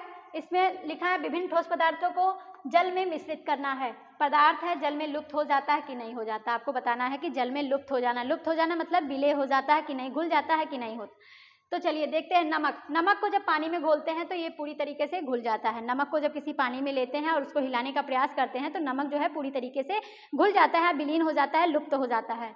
उसी तरह है चीनी। चीनी को भी पानी में घोलते हैं तो देखिए चीनी भी पूरी तरीके से घुल जाता है। तो ये भी हो जाएगा कि जल में पूर्णतः लुप्त हो जाता है। बालू जो होता है, बालू को हम जब तक पानी में हिलाएंगे तब तक वो पानी के साथ हिलेगा।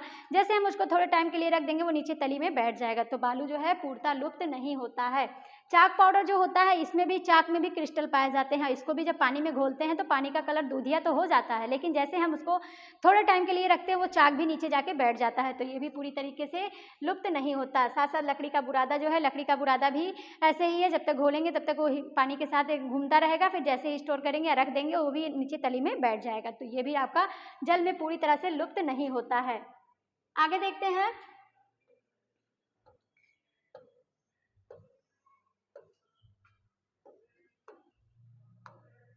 आगे है, आप यह पाएंगे कि कुछ पदार्थ जल में पूर्णतः लुप्त हो गए, अर्थात घुल गए, विलीन हो गए। हम यहाँ कहते हैं कि ये पदार्थ जल में विलेय है।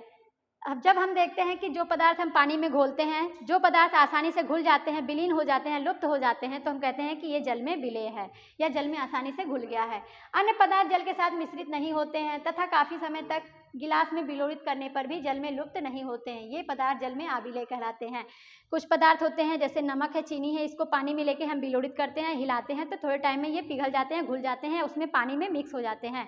और कुछ ऐसे पदार्थ होते हैं उसको हम कितने भी टाइम तक हिलाते रहें, चाहे 10 मिनट, 5 मिनट, 10 मिनट या पूरे टाइम या दिन भर जितना भी घुमाते रहें वो घूमता रहेगा। जैसे हम उसको रखेंगे वो नीचे तली में बैठ जाएगा। तो उसको हम कहते हैं कि अविलेय है। जो पानी में आसानी से ना घुले वो अविलेय कहलाता है, जो पानी में आसानी से घुल जाता है वो विलेय कहलाता है। तो वही है कि अन्य पदार्थ जल के साथ मिश्रित नहीं होते हैं तथा काफ़ी समय तक गिलास में विलोड़ित करने पर भी जल में लुप्त नहीं होते हैं। ये पदार्थ जल में अविलेय कहलाते हैं। तो विलेय क्या होता है, अविलेय क्या होता है, आप लोगों ने जान गया। आगे है, चूंकि जल बहुत से पदार्थों को विलीन कर सकता है इसीलिए हमारे शरीर के प्रकार्यों में इसकी एक महत्वपूर्ण भूमिका होती है। चूंकि जो जल होता है ये बहुत से पदार्थों को घुलाने का प्रयास करता है, बहुत से पदार्थों को विलीन करने का प्रयास करता है। जैसे जल था, उसमें चीनी और नमक आसानी से घुल जा रहा था। तो वही है, जल की जो है, जल से कोई भी पदार्थ होता है वो जल में ही घुलता है। तो जल जो होता है वो बहुत से पदार्थों को विलीन कर सकता है। और साथ साथ हमारे शरीर के जो विभिन्न कार्य होते हैं, विभिन्न प्रकार के क्रियाकलाप होते हैं वो जल के माध्यम से होते हैं। जब हम कोई भोजन लेते हैं, ठोस रूप में लेते हैं, तो उसको लुगदी बनाने के लिए, उसको करने के लिए गीला करने की आवश्यकता होती है। लार जो होता है वो भी एक पानी का रूप होता है और हमारे शरीर में सबसे ज़्यादा मात्रा जो पानी की ही होती है। जब किसी पदार्थ को हम लेते हैं तो हमारे मुख में जाता है, जब हम उस पर चबाते हैं तो लार निकलता है। लार निकलता है तो उसको गीला करता है। लार मतलब पानी जो निकलता है वो उसको गीला करता है। गीला करता है तो भी वो पेट में आराम से जा पाता है, नहीं तो वरना हमारे नली में फंस जाए। तो पानी जो होती है हमारे शरीर के विभिन्न क्रियाओं के लिए भी आवश्यक होता है और पानी जो होता है ये भोजन को पचाने का भी कार्य करता है।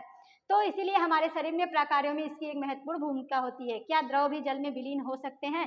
क्या सारे द्रव जो होते हैं वो द्रव जल में विलीन हो सकते हैं? द्रव में केवल जल ही नहीं आता, द्रव में आपका जितनी भी लिक्विड चीज़ें होती हैं, जैसे आप तेल ले सकते हैं, नारियल का तेल ले सकते हैं, शहद ले सकते हैं और भी चीज़ें ले सकते हैं, ये सारी द्रव जो है क्या जल में विलीन हो सकती हैं, जल में घुल सकती हैं।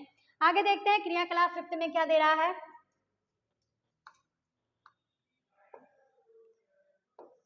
क्रियाकलाप 5th में दे रहा है, सिरका, नींबू का रस, सरसों का तेल अथवा नारियल का तेल, मिट्टी का तेल अथवा अन्य किसी द्रव के नमूने एकत्र कीजिए। इस बार हमको क्या करना है, सिरका लेना है, नींबू का रस लेना है, शहद लेना है और नारियल का तेल लेना है या अन्य मिट्टी का तेल लेना है। उसके बाद क्या करना है, उसको अन्य किसी द्रव में के नमूने एकत्र कीजिए।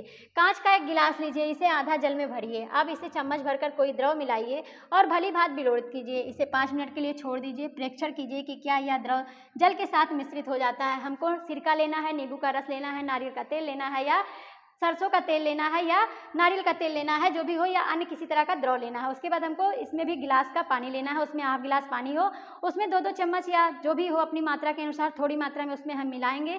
मिलाने के बाद उसको बिलोड़ित करेंगे या उसको हिलाएंगे। हिलाने का क्या होगा, हिलाएंगे तब तक वो मिक्स रहेगा। जैसे हम थोड़ी देर के लिए उसको रख देंगे। रखने के बाद क्या देखते हैं कि ऊपर जो तली होता है उस तली पे तेल जो होता है वो ऊपर तैरने लगता है या ऊपर आ जाता है। तो वही इसमें कह रहा है कि सिरका, नींबू का रस, सरसों का तेल अथवा नारियल का तेल, मिट्टी का तेल या अन्य किसी द्रव के नमूने एकत्र कीजिए और कांच का एक गिलास लीजिए, इसमें आधा जल से भरिए। अब इसमें चम्मच भरकर कोई द्रव मिलाइए और भली भांति बिलोड़ित कीजिए। इसे 5 मिनट के लिए छोड़ दीजिए। परीक्षण कीजिए कि क्या यह द्रव जल के साथ मिश्रित हो जाता है। हमको देखना है क्या यह जल के साथ पूरी तरह घुल जाता है कि नहीं घुलता है। आगे है, जितने अधिक अन्य द्रव आपको उपलब्ध हो सके उन सभी के साथ इस प्रयोग को दोहराइए। अपने प्रेक्षणों को 4.5.4 में लिखिए। जितने ज़्यादा जरूरी हो, जितने ज़्यादा आवश्यक हो, जितना ज़्यादा जल हो या जितने ज़्यादा द्रव पदार्थ हो, उनके साथ हम ये प्रयोग कर सकते हैं और प्रयोग करके हम उसको प्रेक्षण जो होते हैं उसको हम सारणी में लिख सकते हैं। हम यहाँ देखते हैं कि कुछ द्रव जल में पूर्णतः मिश्रित हो जाते हैं और कुछ अन्य द्रव जल में मिश्रित नहीं होते हैं और कुछ समय तक ऐसे ही छोड़ देने पर अपनी पृथक परत बना लेते हैं।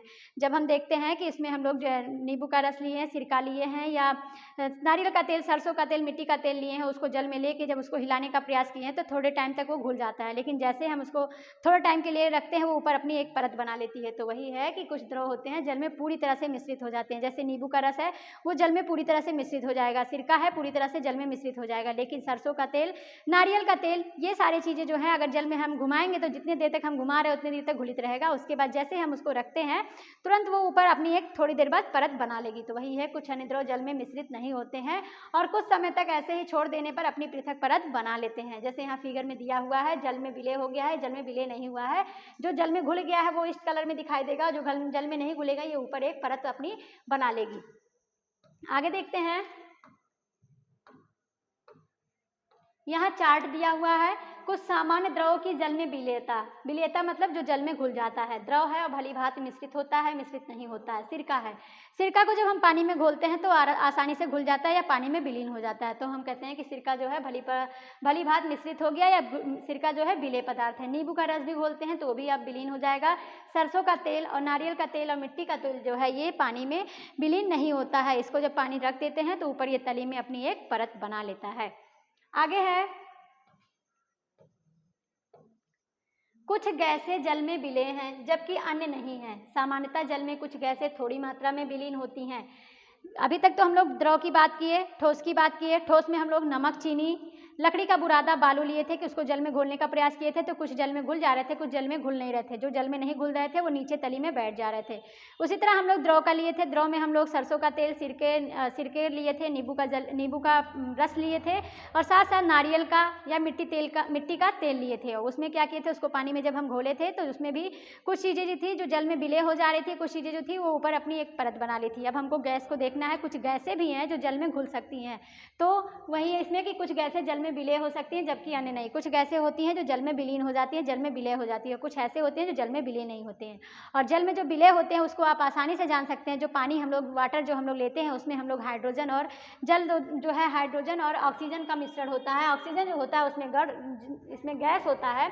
H2O जो होता है एक प्रकार का गैस होता है, ये जल में पूरी तरीके से विलीन होता है। और ये एग्जाम्पल दिया है, उदाहरण के लिए जल में विलीन ऑक्सीजन गैस जल में रहने वाले जंतु पादपों की उत्तरजीविता के लिए आवश्यक होता है। उदाहरण के लिए जो जल में विलीन होता है, जल में जो हाइड्रोजन और ऑक्सीजन गैस होता है, ये जो होते हैं इसके द्वारा जो जल में रहने वाले जीव जंतु हैं वो अपना ऑक्सीजन लेते हैं या अपनी जीवन जीने की योग्यता रखते हैं या उत्तरजीविता के लिए महत्वपूर्ण होता है। क्योंकि जल में ऑक्सीजन होता है और हाइड्रोजन होता है और ये जल में पूरी तरीके से घुला होता है। ऑक्सीजन गैस होता है जल में एकदम पूरी तरीके से घुला होता है, जिससे जल में रहने वाले जीव जंतु ऑक्सीजन लेते हैं, अपना सांस कर लेते हैं और उसके साथ साथ उसमें अपनी उत्तरजीविता के लिए अत्यंत महत्वपूर्ण भूमिका जल निभाता है। तो आपका जल जो है ये गैस, एक प्रकार का गैस जो होता है, इसमें ऑक्सीजन गैस जो होता है ये जल में विलीन हो सकता है।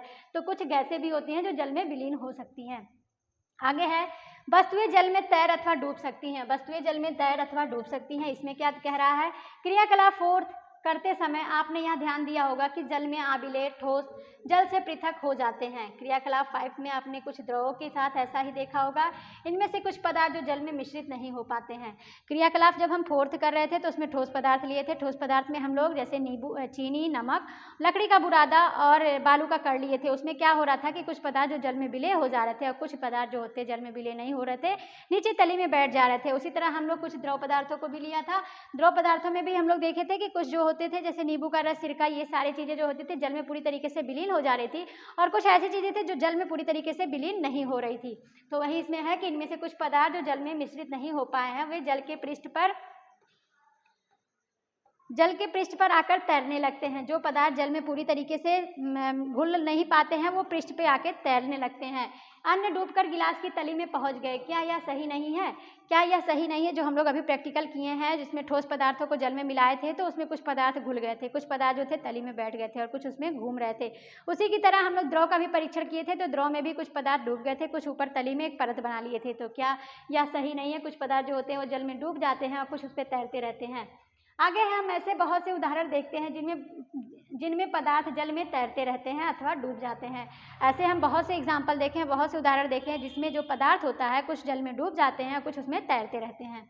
किसी तालाब की सतह पर गिरी सूखी पत्तियां व कंकड़ जो आप इसी तालाब में फेंक देते हैं, शहद की कुछ बूंदें जिन्हें आप गिलास के जल में डालते हैं, इन सब का क्या होता है? जब किसी तालाब वगैरह में देखते हैं, नाली वगैरह में देखते हैं तो जब पेड़ पौधों की जो पत्तियां होती हैं वो पानी में जब जाती हैं तो तली में नहीं बैठती हैं बल्कि उस पर तैरती रहती हैं। और अगर हम कंकड़, पत्थर, ये सारी चीज़ें अगर हम किसी तालाब में या नदी नाले में डालते हैं तो नीचे जाके बैठ जाता है। तो वही इसमें कह रहा है कि किसी तालाब की सतह पर गिरी सूखी पत्तियां व कंकड़ जो आप तालाब में फेंकते हैं उसका क्या होता है, उसको क्या देखते हैं। शहद की कुछ बूंदें हैं तो देखिए शहद कभी कभी होता है कि घुल जाता है और नहीं तो ऊपर ऐसे तली पे थोड़ी बहुत उसकी परत दिखाई देती है। तो वही इसमें है कि जब गिलास में डालते हैं तो इन सब का क्या होता है, आपको बताना कि इन सब का क्या होता है। तो सूखी पत्तियां जो होती है वो उस पर तैरती रहती है, कंकड़ जो होता है वो जल में डूब जाता है। आगे है बूझो यह चाहता है कि आप उसे जल में तैरने वाले तथा जल में डूबने वाले पदार्थों के 5 उदाहरण दें। बूझो जो स्टूडेंट है वो चाहता है कि उन्हें हम 5 जल में तैरने वाले और 5 ऐसे पदार्थों का नाम बताएं जो जल में नीचे जाके बैठ जाते हैं। आगे है अन्य द्रव जैसे तेल में यही पदार्थ तैरते हैं अथवा डूब जाते हैं। इन्हें देखने के लिए आप किस प्रकार का परीक्षण करेंगे? अन्य द्रव जो होते हैं कि हम कैसे परीक्षण करें, कौन सा परीक्षण करें जिसमें कुछ पदार्थ जो होते हैं वो द्रव में डूब जाते हैं, कुछ पदार्थ जो होते हैं उस पर तैरते रहते हैं। आगे है पारदर्शिता। हम लोग गुण देखे, 2 गुण देखे पदार्थों की क्या क्या खासियत होती है। तो पहला होता है दिखावट, दूसरा था उसमें विलेयता, अविलेयता, तीसरा है पारदर्शिता। पारदर्शिता के माध्यम से हम लोग पदार्थ का गुण देखेंगे कि पारदर्शिता क्या होता है। आपने लुका छिपी का खेल खेला होगा। उन स्थानों के बारे में विचार कीजिए जहां आप खेलते समय छिपना चाहेंगे ताकि आप दूसरों को दिखाई ना दें। आपने इन स्थानों को ही क्यों चुना? क्या आपने कभी शीशे की खिड़की के पीछे छिपने का प्रयास किया? स्पष्ट रूप से नहीं किया, क्योंकि ऐसा करने से आपका मित्र शीशे में देखकर आपका पता लगा लेगा। पहले बचपन में लोग लुका छिपी का खेल खेला करते थे। लुका छिपी का जब खेल खेलते थे लोग ऐसे जगह पे छिपते थे जहाँ पे कोई उसको ढूंढ ना पाए, डार्क एरिया में जाके छुपते थे यार, ऐसे वस्तु के पास छुपते थे जहाँ से आर पार ना दिखाई दे। तो वही है और कि मतलब हम ऐसे स्थानों पे छिपते थे कि जहाँ से कोई दूसरा हमको ना देख पाए। और ऐसे स्थानों पे क्यों नहीं छुपते थे जहाँ पे हमको लोग आसानी से दिख जाए। अगर कोई खिड़की वगैरह है तो उसके शीशे के सामने हम क्यों नहीं छुपते थे? क्योंकि अगर खिड़की के सामने हम छुपेंगे तो उसके शीशे में लोग हमको देख लेंगे, पहचान जाएंगे, इसीलिए हम लोग खिड़की के पास नहीं छुपते थे। तो क्योंकि ऐसा करने से आपका मित्र शीशे में देखकर आपका पता लगा लेगा। उन पदार्थों अथवा सामग्रियों जिनसे होकर वस्तुएं देखा जा सकता है उन्हें हम पारदर्शी कहते हैं।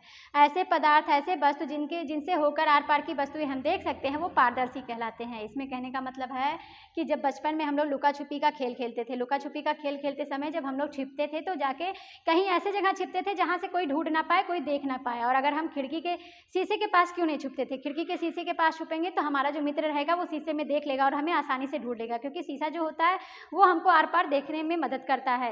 तो इसीलिए क्या ऐसा आप ऐसे स्थान पे छिपने का प्रयास करते थे? स्पष्ट रूप से नहीं, क्योंकि ऐसा करने से आपका मित्र शीशे में देखकर आपका पता लगा लेगा। उन पदार्थों अथवा सामग्री जिनसे होकर वस्तुओं को देखा जा सकता है उन्हें पारदर्शी कहते हैं। ऐसे पदार्थ जिनसे हम आर पार देख सकते हैं या उन वस्तुओं को देख सकते हैं, वो वस्तु जो होते हैं वो पारदर्शी या पदार्थ पारदर्शी कहलाते हैं। कांच, जल, वायु तथा कुछ प्लास्टिक पारदर्शी पदार्थों के उदाहरण हैं। कांच है, जल है, कुछ प्लास्टिक होते हैं, ये सारे जो होते हैं ये पारदर्शी पदार्थों के उदाहरण होते हैं, ताकि इनके आर पर हम इनसे देखे जा सकते हैं। कांच से भी हम आर पार देख सकते हैं, पानी में भी हम आर पार देख सकते हैं। तो वही है, कांच, जल, वायु तथा कुछ प्लास्टिक जो होते हैं ये पारदर्शी पदार्थों के उदाहरण होते हैं। प्रायः दुकानदार बिस्कुट, मिठाइयाँ तथा अन्य खाद्य पदार्थों को कांच अथवा प्लास्टिक के पारदर्शी पात्रों में रखना अधिक पसंद करते हैं। किसी दुकान पे हम जाते हैं, किराना स्टोर पे जाते हैं, तो वहाँ जो दुकानदार होते हैं वो अपनी जो खाद्य सामग्री होती है, जैसे बिस्कुट है, नमकीन है और भी चीज़ें होती हैं, उनको ऐसे ऐसे मतलब बर्तन में रखते हैं, ऐसे पदार्थ में रखते हैं जिससे वो आर पार देख सके। तो ऐसा वो क्यों करते हैं? तो वही प्रायः दुकानदार बिस्किट, मिठाइयाँ तथा अन्य खाद्य पदार्थों कांच अथवा प्लास्टिक के पारदर्शी पात्रों में रखना अधिक पसंद करते हैं ताकि खरीदार इन चीज़ों को आसानी से देख सके। हम किसी भी दुकान पे जाएंगे, चाहे कपड़े के शॉप पे जाएं या किसी किराना स्टोर पे जाएं या किसी भी शॉप पे जाएं, तो मिठाई की दुकान पे भी जाएंगे तो वहाँ पे लोग जो भी अपने मटेरियल या जो भी खाद्य पदार्थ है या जो भी वस्तु होता है उसको पारदर्शी वाली चीज़ों में रखते हैं, शीशे में रखने का प्रयास करते हैं और ऐसी वस्तुओं में रखते हैं जिससे आर पार दिखाई दे। ऐसा वो क्यों रखते हैं? क्योंकि जब कोई शॉप पे दुकान रहता है, लोग जाते हैं तो उसको देखेंगे तो उसको खरीदेंगे, और अगर हम अपारदर्शी वस्तु ऐसी वस्तु में रखेंगे जिसमें हमको नहीं दिखाई देता तो लोग सामान नहीं खरीदेंगे और साथ साथ दुकानदार को भी दिक्कत होगी। अगर मान लीजिए कोई सामान उसको देना है तो जब आर पार दिखाई देता है, शीशे वाली वस्तु जो होती हैं उसमें वो आसानी से देख लेता है कि किस में कौन सा सामान रखा है, वो आसानी से निकाल के आपको दे देता है। लेकिन अगर वही ऐसी चीज़ों में रखा जाए जिसमें ना आर पार दिखाई दे तो उसको दिक्कत होगी, एक एक डिब्बे को खोल के उसको चेक करना पड़ेगा कि कौन सा सामान किस में रखा हुआ है। तो वही है कि दुकानदार ऐसी पदार्थों में रखने का प्रयास करता है ताकि उसको सुविधा हो और खरीदार इन चीज़ों को आसानी से देख सके। इसके विपरीत कुछ ऐसे पदार्थ भी हैं जिनसे होकर आप वस्तुओं को नहीं दे सकते हैं, अपारदर्शी कहलाते हैं। इसके विपरीत कुछ ऐसे भी वस्तु होते हैं, ऐसे भी पदार्थ होते हैं जिनसे हम आर पार नहीं देख सकते हैं। जो आर पार नहीं देख सकते उनको हम अपारदर्शी कहते हैं। तो पारदर्शी क्या हुआ? ऐसी वस्तुएं, ऐसे पदार्थ जिनसे हम आर पार देख सकते हैं वो पारदर्शी कहलाते हैं, और ऐसे वस्तुएं जिनसे हम आर पार ना देख सके वो अपारदर्शी कहलाते हैं। आगे है, आप यह नहीं बता सकते कि बंद लकड़ी के बॉक्स, गत्ते के डिब्बे अथवा धातु के पात्र के भीतर क्या रखा है। लकड़ी, गत्ता तथा धातुएं अपारदर्शी पदार्थों के उदाहरण हैं। हम यह नहीं बता सकते कि जो बंद लकड़ी का बॉक्स है या गत्ता है या जो भी डिब्बा है जिससे हम आर पार नहीं देख सकते उसमें क्या रखा हुआ है। धातु की कोई पात्र होते हैं तो उसमें भी हम लोग नहीं देख सकते। कभी देखिए किसी जो बड़े बड़े फैक्ट्रियाँ होती हैं वहाँ पे जब कोई सामान उतरता है, गत्ते वगैरह में उतरता है, तो हम लोग गेस करते हैं कि इसमें क्या हो सकता है गत्ते में। और शीशे के भी, धातु के भी कोई पात्र होंगे तो उसको भी हम लोग देखेंगे कि इसमें क्या होगा, लिक्विड चीज़ें होंगी या खाने की चीज़ें होंगी या कुछ और होंगे।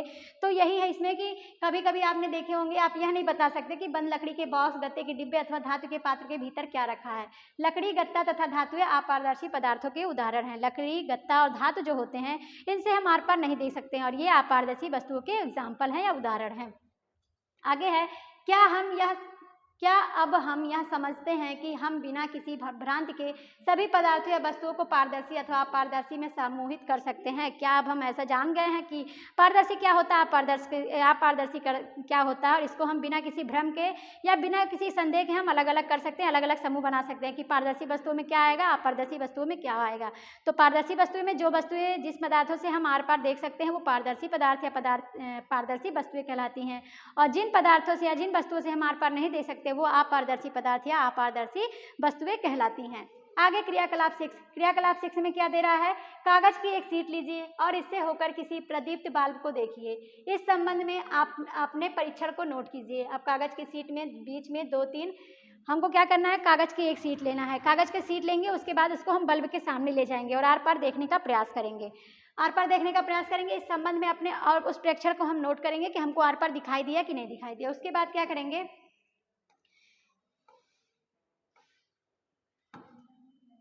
उसके बाद हम कागज की एक शीट लेंगे, उस पर हम 2 से 3 बूंद खाने का तेल या मक्खन या घी जो है उस पर डाल के पूरे पेपर पे फैला देंगे। लिखा है इसमें, बूंद खाने का तेल या मक्खन डालकर इसे फैलाइए। कागज के उस भाग से जहाँ तेल फैला है प्रदीप्त बाल्ब को दोबारा ध्यान से देखिए। अब आप क्या देखते हैं? क्या आप यह पाते हैं कि अब बाल्ब हमें पहले की अपेक्षा अधिक स्पष्ट दिखाई देता है। पहले हमको प्लेन कागज़ लेना है, प्लेन कागज़ को हमको बल्ब के सामने ले जाना है और हमको देखने का प्रयास करना है कि हमको बल्ब दिखाई दे रहा है कि नहीं दिखाई दे रहा है। उसके बाद हम क्या करेंगे, उसको नोट कर लेंगे। फिर हम क्या करेंगे, एक पेपर लेंगे, उसमें 2 से 3 बूंद खाने का तेल या मक्खन या घी जो भी होगा, उस पे 2-3 बूंद गिराएंगे, उसके पूरे पेपर पे फैला देंगे। उसके फैलाने के बाद फिर उस पेपर को बल्ब के सामने ले जाएंगे और हम देखने का प्रयास करेंगे कि क्या हमको बल्ब साफ दिखाई दे रहा है कि नहीं दिखाई दे रहा है। तो वही इसमें प्रैक्टिकल करना है। और उसके बाद दे रहा है, अब आप क्या देखते हैं, क्या आप यहाँ पाते हैं कि अब बल्ब हमें पहले की अपेक्षा अधिक स्पष्ट दिखाई देता है। परंतु क्या आप इस चिकने कागज से होकर प्रत्येक वस्तु को स्पष्ट पूर्णतः देख सकते हैं, देख लेते हैं? कदाचित नहीं। ये जो पदार्थ, जो कागज होता है जिसमें हम तेल लगाएं, मक्खन लगाएं, उससे तो हमें बल्ब दिखाई देते ही है, लेकिन पूरी तरह से स्पष्ट नहीं दिखाई देता है। तो वही इसमें कहने का इसमें है कि परंतु आप इस चिकने कागज से होकर प्रत्येक वस्तु को पूर्णतः स्पष्ट देख लेते हैं, लेकिन कदाचित नहीं। मतलब कि पूछ रहा है कि क्या आप स्पष्ट देख लेते हैं, तो ऐसा नहीं होता, पूरी तरह से स्पष्ट हमको नहीं दिखाई देता। आगे है, परंतु बहुत स्पष्ट नहीं देखा जा सकता, उन्हें हम पारभासी कहते हैं। जब हम तेल लगे कागज़ पे 2-3 बूंदें जब तेल की गिराते हैं या उस पर फैला के फिर उसको बल्ब के सामने ले जा सकते हैं, तो बल्ब हमें दिखाई देता है, लेकिन पूर्णतः स्पष्ट नहीं दिखाई देता। ऐसे पदार्थ को हम पारभासी कहते हैं या अल्प पारदर्शी कहते हैं। ऐसे पदार्थ जिनसे हमें आर पार दिखाई तो दे, लेकिन पूरी तरह से स्पष्ट ना दिखाई दे, ऐसे पदार्थों को हम पारभासी कहते हैं। तो अल्पारदर्शी, पारदर्शी और अपारदर्शी आपको समझ में आ गया होगा। कागज़ पे लगे उस तैलीय धब्बे को याद कीजिए जिसका उपयोग हमने खाद्य पदार्थों को वर्षा के लिए परीक्षण करने में किया था, वह भी पारभासी ही था। क्या आप पारभासी पदार्थों के कुछ और उदाहरणों पर विचार कर सकते हैं? जब हम लोग चैप्टर नंबर 2 पढ़ रहे थे, भोजन के घटक पढ़ रहे थे, उसमें हम लोग कार्बोहाइड्रेट, वसा और प्रोटीन का परीक्षण किए थे। प्रोटीन को हमको वसा का परीक्षण करने के लिए हमने क्या किया था कि उसमें हम लोग कोई भी पदार्थ लिए थे, उसको कागज़ के बीच में रख के कागज़ को ऊपर से मोड़ दिए थे। उसके बाद उसको कूटने का प्रयास किए थे। कूटने के बाद पेपर को हम लोग ऐसे बल्ब के सामने ले जाके देखने का प्रयास किए थे। उस पर तेल का अगर धब्बा था तो वो वसा था, उसमें वसा उपस्थित है, वरना नहीं है। तो वो जो हम लोग परीक्षण किए थे वो पारभासी का ही एग्जाम्पल था, पारभासी का ही उदाहरण था। जो हम लोग बल्ब में ले जाके तेल की जो मात्रा देखते थे, वसा की जो मात्रा देखते थे पेपर में, वो पारभासी का ही उदाहरण था। तो वही इसमें कह रहा है कि जो हम लोग परीक्षण किए थे, जिसका उपयोग हम खाद्य पदार्थों में वसा के लिए परीक्षण करने में किया था, वह भी पारभासी ही था। और क्या आप पारभासी पदार्थों के कुछ और एग्जाम्पल या उदाहरण आप दे सकते हैं? तो अब आप लोग को पारभासी, अपारभासी और पारदर्शी, अपारदर्शी और पारभासी के बारे में समझ में आ गया होगा। पारदर्शी मतलब जिनसे हम आर पार आसानी से देख सके वो पारदर्शी कहलाएंगे, जिन पदार्थों से हम आर पार ना देख सके वो अपारदर्शी कहलाएंगे, और जिनसे हम आर पार देख तो सके लेकिन पूरी तरह से स्पष्ट ना देख पाए वो पारभासी कहलाते हैं। आगे देखते हैं, आगे क्या है इसमें? आगे है, अतः हम पदार्थों को अपारदर्शी, पारदर्शी तथा पारभासी के रूप में समूहों में बांट सकते हैं। अभी मैंने आप लोगों को बताया कि पारदर्शी, अपारदर्शी और पारभासी क्या क्या होते हैं, तो इसको अब हम लोग अलग अलग समूहों में बांट भी सकते हैं। आगे है, पहेली किसी अंधेरे वाले स्थान पर टार्च के कांच को हथेली से ढकने का सुझाव देती है। टार्च का स्विच ऑन करके हथेली की दूसरी ओर का प्रेक्षण कीजिए। वह यह जानना चाहती है कि क्या आपकी हथेली अपारदर्शी है, पारदर्शी है अथवा पारभासी है। इसमें पहेली नाम की जो स्टूडेंट है वो क्या करती है, किसी अंधेरे कमरे में जाती है, वहाँ टार्च जलाती है। टार्च जला के उस पर शीशे पे वो अपना हाथ रखती है, हाथ रख के देखती है और टार्च जलाती है तो देखती है कि आर पार दिखाई दे रहा है कि नहीं दिखाई दे रहा है। तो इससे क्या पता चलता है कि हमारा हथेली जो है ये अपारदर्शी है। अपारदर्शी मतलब हम इसके आर पार नहीं देख सकते हैं। तो वही इसमें है कि पहेली किसी अंधेरे वाले स्थान पर टार्च के कांच को हथेली से ढकने का सुझाव देती है। टार्च का स्विच ऑन करके हथेली की दूसरी ओर प्रेक्षण कीजिए। वह यह जानना चाहती है कि क्या आपकी हथेली अपारदर्शी है, पारदर्शी है अथवा पारभासी है। तो हमारा हाथ जो होता है वो अपारदर्शी होता है। आगे है, हमने यह सीख लिया कि पदार्थों की अपनी भिन्न दिखावट होती है तथा इनके जल अथवा अन्य द्रव में मिश्रित होने के ढंग भिन्न भिन्न होते हैं। हमने यह सीखा कि सारे पदार्थ जो हैं वो देखने में अलग अलग होते हैं, भिन्न भिन्न होते हैं। उनकी अलग अलग मतलब देखने में भी अलग होते हैं, कौन से कोमल है, कौन से रुक्ष है, और कुछ ऐसे भी होते हैं जो जल में विलीन होते हैं, नहीं होते हैं। तो वही इसमें है कि हमने यहाँ भी सीख लिया कि पदार्थों की अपनी भिन्न दिखावट होती है तथा इसके जल अथवा द्रव में मिश्रित होने के ढंग भिन्न भिन्न होते हैं। वे जल में तैर अथवा डूब सकते हैं अथवा पारदर्शी, अपारदर्शी, पारभासी भी हो सकते हैं। पदार्थों का समूहन उनके गुणों में समानता अथवा विभिन्नताओं के आधार पर किया जा सकता है। हम लोगों ने देखा कि पदार्थों में दिखावट में कैसे है, उनकी आकार कैसी है, आकृति कैसी है, और फिर हम लोग विलेय देखे कि कौन से पदार्थ जल में पूरी तरीके से घुल जा रहे हैं, कौन से पदार्थ जल में तैर रहे हैं, कौन से ऊपर तली में बैठ जा रहे हैं। उसके साथ साथ हम लोगों ने देखा कि किन पदार्थों को पारभासी कहते हैं, पारदर्शी कहते हैं और अल्पपारदर्शी या अपारदर्शी कहते हैं। तो वही है कि सारे पदार्थ जो होते हैं उनके समूहों को उनकी गुण की सामान्यताओं और विभिन्नताओं के आधार पर हम उनका अलग अलग समूह बना सकते हैं। आगे है, हमें पदार्थों को समूहों में रखने की आवश्यकता क्यों पड़ती है। दैनिक जीवन में हम प्रायः पदार्थों का समूहन अपनी सुविधा के लिए करते हैं। हमें जो पदार्थ होते हैं उनको समूह में रखने की क्यों आवश्यकता पड़ती है, समूह में रखने की क्या जरूरत पड़ती है, तो हम अपनी सुविधा के लिए उसको हम अलग अलग समूह में रखते हैं।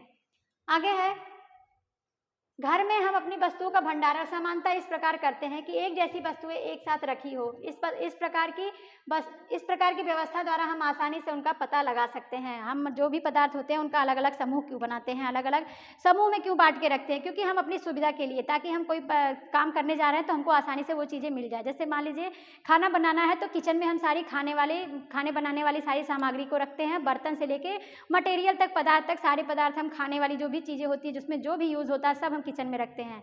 पढ़ने वाली जितनी भी चीज़ें होती है वो हम पढ़ने वाले टेबल पे रखते हैं, जैसे बुक हो गया, नोटबुक हो गया, पेंसिल हो गया, पेन हो गया, कापी हो गया, ये सारी चीज़ें हम एक साथ रखते हैं। और कपड़े वगैरह हम लोग एक साथ रखते हैं। तो यही है कि अलग अलग वस्तुओं का अलग अलग समूह हम क्यों बनाते हैं, अपनी सुविधा के लिए बनाते हैं, ताकि हमको ज़्यादा टाइम वेस्ट ना करना पड़े ढूंढने में कि हर चीज़ अगर हम मिक्स करके रखेंगे, अगर पढ़ने वाली चीज़ों में हम खाने वाली चीज़ रख दें, खेलने वाली चीज़ें रख दें और कपड़े वाली चीज़ें, सारी चीज़ें मिक्स कर दें तो हमको बहुत ही असुविधा होगी कि इसमें कौन सा सामान कहाँ रखा है। तो वही है कि दैनिक जीवन में हम प्रायः पदार्थों का समूहन अपनी सुविधा के लिए करते हैं। घर में हम अपनी वस्तुओं का भंडारण सामान्यतः इस प्रकार से करते हैं कि एक जैसी वस्तुएं एक साथ रखी हो। इस प्रकार की व्यवस्था द्वारा हम आसानी से उनका पता लगा सकते हैं। इसी प्रकार कोई पंसारी प्रायः सभी प्रकार के बिस्कुटों को अपनी दुकान के एक कोने में रखता है और सभी साबुनों को अन्य स्थानों पर, जबकि अनाज और दालों का भंडारण किसी अन्य स्थान पर करता है। जैसे हम अपने घर पे दैनिक उपयोग की वस्तुओं को अलग अलग जगह पे अलग अलग समूह में रखते हैं, उसी तरह पंसारी भी है या दुकानदार भी हैं, वो भी ऐसे अलग अलग जगह पे अलग अलग चीज़ें रखते हैं। जैसे खाने वाली बिस्किट है, नमकीन है, उसको अलग रैक में रखते हैं, साबुन तेल अलग रैक में रखते हैं और अनाज वाली चीज़ें जो होती है उसको अलग रैक में रखते हैं ताकि उनको आसानी से मिल जाए। आगे है, इस प्रकार के समूहन के लाभप्रद होने का एक दूसरा कारण भी है। पदार्थों को इस प्रकार समूहन में बांटकर उनके गुणों का अध्ययन तथा इन गुणों में किन्हीं भी पैटर्नों का अवलोकन करना सुविधाजनक बन जाता है। हम इस सारे समूहों को रखने का जो है एक और भी माध्यम है, एक और भी कारण है। हम सुविधा के लिए तो रखते हैं, साथ साथ हम ऐसे पदार्थों को भी एक साथ रखते हैं ताकि उनके गुण के बारे में हम आसानी से जान सकें और उनकी क्या क्वालिटी है, उनके क्या आकार है, इन सब के बारे में भी हम अध्ययन कर सकते हैं और उनके पैटर्नों का भी अवलोकन कर सकें कि मतलब कौन सी वस्तुएं कहाँ उपयोग की जाती हैं, किस चीज़ के लिए उपयोग की जाती है, इनकी क्या उपयोगिता, इनकी क्या खासियत है, इनमें क्या बनावट है, क्या आकार है, इन सारी चीज़ों के लिए भी हम अलग अलग रखते हैं। तो इसके विषय में और अधिक अध्ययन हम उच्च कक्षाओं में करेंगे। अभी हम लोग इतना देख लिए, इसके बाद हम लोग और भी जो अध्याय है उसके नेक्स्ट अध्याय में इससे और डिटेल चर्चा करेंगे। तो आज का हम लोग का चैप्टर फिनिश हो गया। इसमें कुछ वर्ड हैं उसको हम लोग देख लेते हैं। कठोर वर्ड क्या होते हैं, आविलय क्या होते हैं, ध्रुतिमय क्या होते हैं, पदार्थ क्या होते हैं, धातु क्या होते हैं, अपारदर्शी, रुक्ष, विलेय, पारभाषिक और पारदर्शी। देखिए इसमें कठोर वर्ड क्या होता है।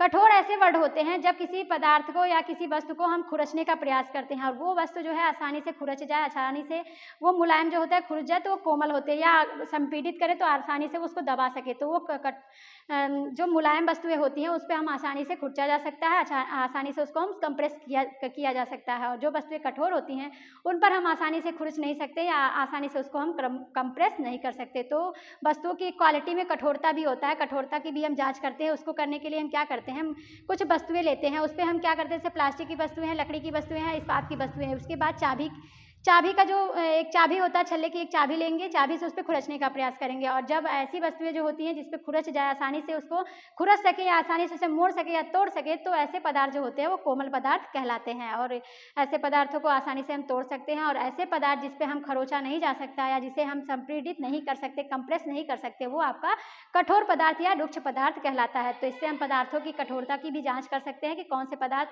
कठोर हैं, कौन से पदार्थ मुलायम है। तो यही है कठोरता। और आविलय क्या होता है, जो पानी में आसानी से ना घुले। ध्रुतिमय मतलब चमकीला, उसमें हम देखते हैं बस कौन सी वस्तु चमकदार है, कौन सी वस्तु चमकदार नहीं है।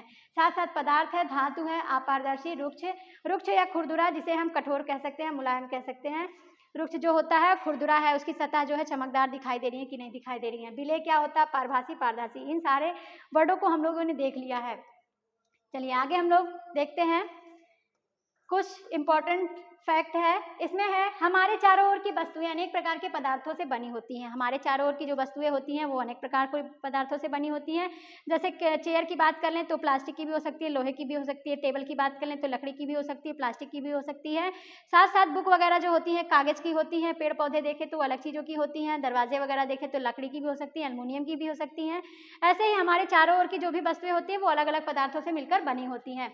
किसी दिए गए पदार्थों का उपयोग बहुत सी वस्तुओं के निर्माण में किया जा सकता है। किसी वस्तु को केवल एक ही पदार्थ से भी बनाना संभव हो सकता है अथवा उसे विभिन्न प्रकार के पदार्थों से भी बनाया जा सकता है। सारे पदार्थ जो होते हैं उनका अलग अलग उपयोग होता है। सारे की अलग अलग जो उपयोग होती है वो वस्तुओं का मतलब हम उपयोग के हिसाब से वस्तुओं का निर्माण करते हैं कि हमें किस चीज़ में उपयोग करना है। अगर लिक्विड चीज़ें को रखने के लिए हमको बनाना है तो हम ऐसे पात्र बनाएंगे जिसमें वो लिक्विड स्टोर हो सके, रखा जा सके। ऐसे ही सारी वस्तुओं के लिए हम अलग अलग चीज़ों का यूज़ करते हैं। और कुछ पदार्थ होते हैं जो केवल एक ही पदार्थ से बने होते हैं और कुछ पदार्थ जो होते हैं वो एक से अधिक पदार्थों से मिलकर बने होते हैं। आगे है, विभिन्न प्रकार के पदार्थों के गुण भिन्न भिन्न होते हैं। सारे पदार्थ जो होते हैं उनके गुण जो है भिन्न भिन्न होते हैं। कुछ मुलायम होते हैं, कुछ कठोर होते हैं, कुछ देखने में चमकदार होते हैं, कुछ चमकदार नहीं होते हैं। कुछ पदार्थ दिखावट में चमकदार होते हैं जबकि अन्य नहीं होते हैं। कुछ खुरदुरे होते हैं तो कुछ अन्य चिकने होते हैं। इसी प्रकार कुछ पदार्थ स्पर्श करने पर भी कठोर लगते हैं तो कुछ अन्य कोमल लगते हैं। कुछ पदार्थ जो होते हैं वो चमकीले होते हैं, देखने में ही लगता है कि चमकीला पदार्थ है, और कुछ जो होते हैं वो चमकीले नहीं होते हैं। और कुछ जो होते हैं खुरदुरे होते हैं, कुछ होते हैं एकदम मतलब एकदम कोमल होते हैं, एकदम स्वच्छ होते हैं, देखने में एकदम चिकने चिकने से लगते हैं। तो वही है कि इसी प्रकार कुछ पदार्थ स्पर्श करने पर कठोर लगते हैं, कुछ कोमल लगते हैं। आगे है, कुछ पदार्थ जल में विलेय होते हैं जबकि कुछ अन्य जल में विलेय होते हैं। कुछ पदार्थ जैसे नमक, चीनी जो है जल में विलेय है, और लकड़ी का बुरादा और बालू का कण जो है ये पानी में अविलेय है। कुछ पदार्थ जैसे कांच पारदर्शी होते हैं तथा कुछ अन्य जैसे लकड़ी, धातु या अपारदर्शी होते हैं। कुछ पदार्थ पारभासी होते हैं। कुछ पदार्थ होते हैं जिससे हम आर पार देख सकते हैं, वो पारदर्शी कहलाते हैं। जैसे कांच वगैरह हो गया, कांच से हम आर पार देख सकते हैं तो पारदर्शी हो गया। कुछ अन्य पदार्थ जैसे लकड़ी है, धातु है, इससे हम आर पार नहीं देख सकते तो यह अपारदर्शी हो गया। और कुछ वस्तुएं हैं जिससे हम थोड़ी मात्रा में देख सकते हैं, पूरी तरह से स्पष्ट नहीं देख सकते, वो पारभासी कहलाता है। आगे है, पदार्थों को उनके गुणों में समानताओं तथा विभिन्नताओं के आधार पर समूहों में बांटा जा सकता है। पदार्थ को उनके गुण में क्या समानताएं हैं, क्या विभिन्नताएं हैं, उनके आधार पर हम उनको कई गुणों में बांट सकते हैं, कई भागों में बांट सकते हैं। वस्तुओं को सुविधा तथा उनके गुणों के अध्ययन के लिए एक साथ समूहित किया जा सकता है। हम वस्तुओं को अपनी सुविधा के लिए, उनके गुणों के अध्ययन के लिए हम सारे वस्तुओं का समूह बना सकते हैं या उन्हें हम अलग अलग भागों में रख सकते हैं। अब आ गया अभ्यास। अब क्वेश्चन हमको बताना है, इसमें है लकड़ी से बनाई जा सकने वाली 5 वस्तुओं के नाम बताना है। ऐसी वस्तु का नाम बताना है जो लकड़ी से बनी हो, और कोई 5 वस्तु के नाम आपको बताने हैं। तो आप लोग इसका आंसर कमेंट बॉक्स में देने की कोशिश कीजिए, क्या हो सकता है। अगला क्वेश्चन है, निम्नलिखित में से चमकदार पदार्थों का चयन कीजिए। कांच की प्याली, प्लास्टिक का खिलौना, स्टील का चम्मच, सूती कमीज। आपको बताना है इनमें से चमकदार पदार्थ क्या होते हैं। चमकदार पदार्थ, तो कांच की प्याली क्या चमकदार है, प्लास्टिक का खिलौना, स्टील का चम्मच, सूती कमीज। तो इसमें से चमकदार वस्तुएं कौन सी हैं। तो कांच की प्याली जो है ये आपकी चमकदार वस्तुएं हैं, साथ साथ स्टील का चम्मच भी है, ये भी आपका चमकदार वस्तु है। आगे क्वेश्चन है, निम्नलिखित वस्तुओं का मिलान उन पदार्थों से कीजिए जिनसे उन्हें बनाया जा सकता है। याद रखिए, कोई वस्तु एक से अधिक पदार्थों से भी मिलकर बनी हो सकती है तथा किसी दिए गए पदार्थ का उपयोग बहुत सी वस्तुओं को बनाने में भी किया जा सकता है। इसमें हमको पदार्थों का मिलान करना है। कुछ ऐसे पदार्थ होंगे जो एक ही वस्तुओं से बने होंगे, एक ही पदार्थों से मिलकर बने होंगे, और कुछ ऐसे भी पदार्थ होंगे जो कई वस्तुओं को बनाया जा सकता है। एक ही पदार्थ से कई वस्तु का बनाया जा सकता है। एक ही वस्तु का प्रयोग करके, एक ही पदार्थ का प्रयोग करके हम कई वस्तु का निर्माण कर सकते हैं। तो चलिए देखिए, देख लेते हैं। वस्तुएं हैं और पदार्थ हैं। पुस्तक जो है किससे बना हो सकता है। तो पुस्तक जो है आपका कागज से बना होता है। गिलास जो है ये कांच का हो सकता है। कुर्सी जो है ये लकड़ी की बनी हो सकती है। खिलौना जो होता है ये प्लास्टिक का हो जाएगा, और जूता जो है ये आपका चमड़े का हो जाएगा। तो ये अपना आंसर आप लोग मिला लीजिए। पुस्तक जो है ये कागज से होगा, गिलास जो है ये कांच का बना होगा, कुर्सी लकड़ी से बनती है, और खिलौना जो है प्लास्टिक का, और जूता जो है ये चमड़े का बना होता है। नेक्स्ट क्वेश्चन देखते हैं।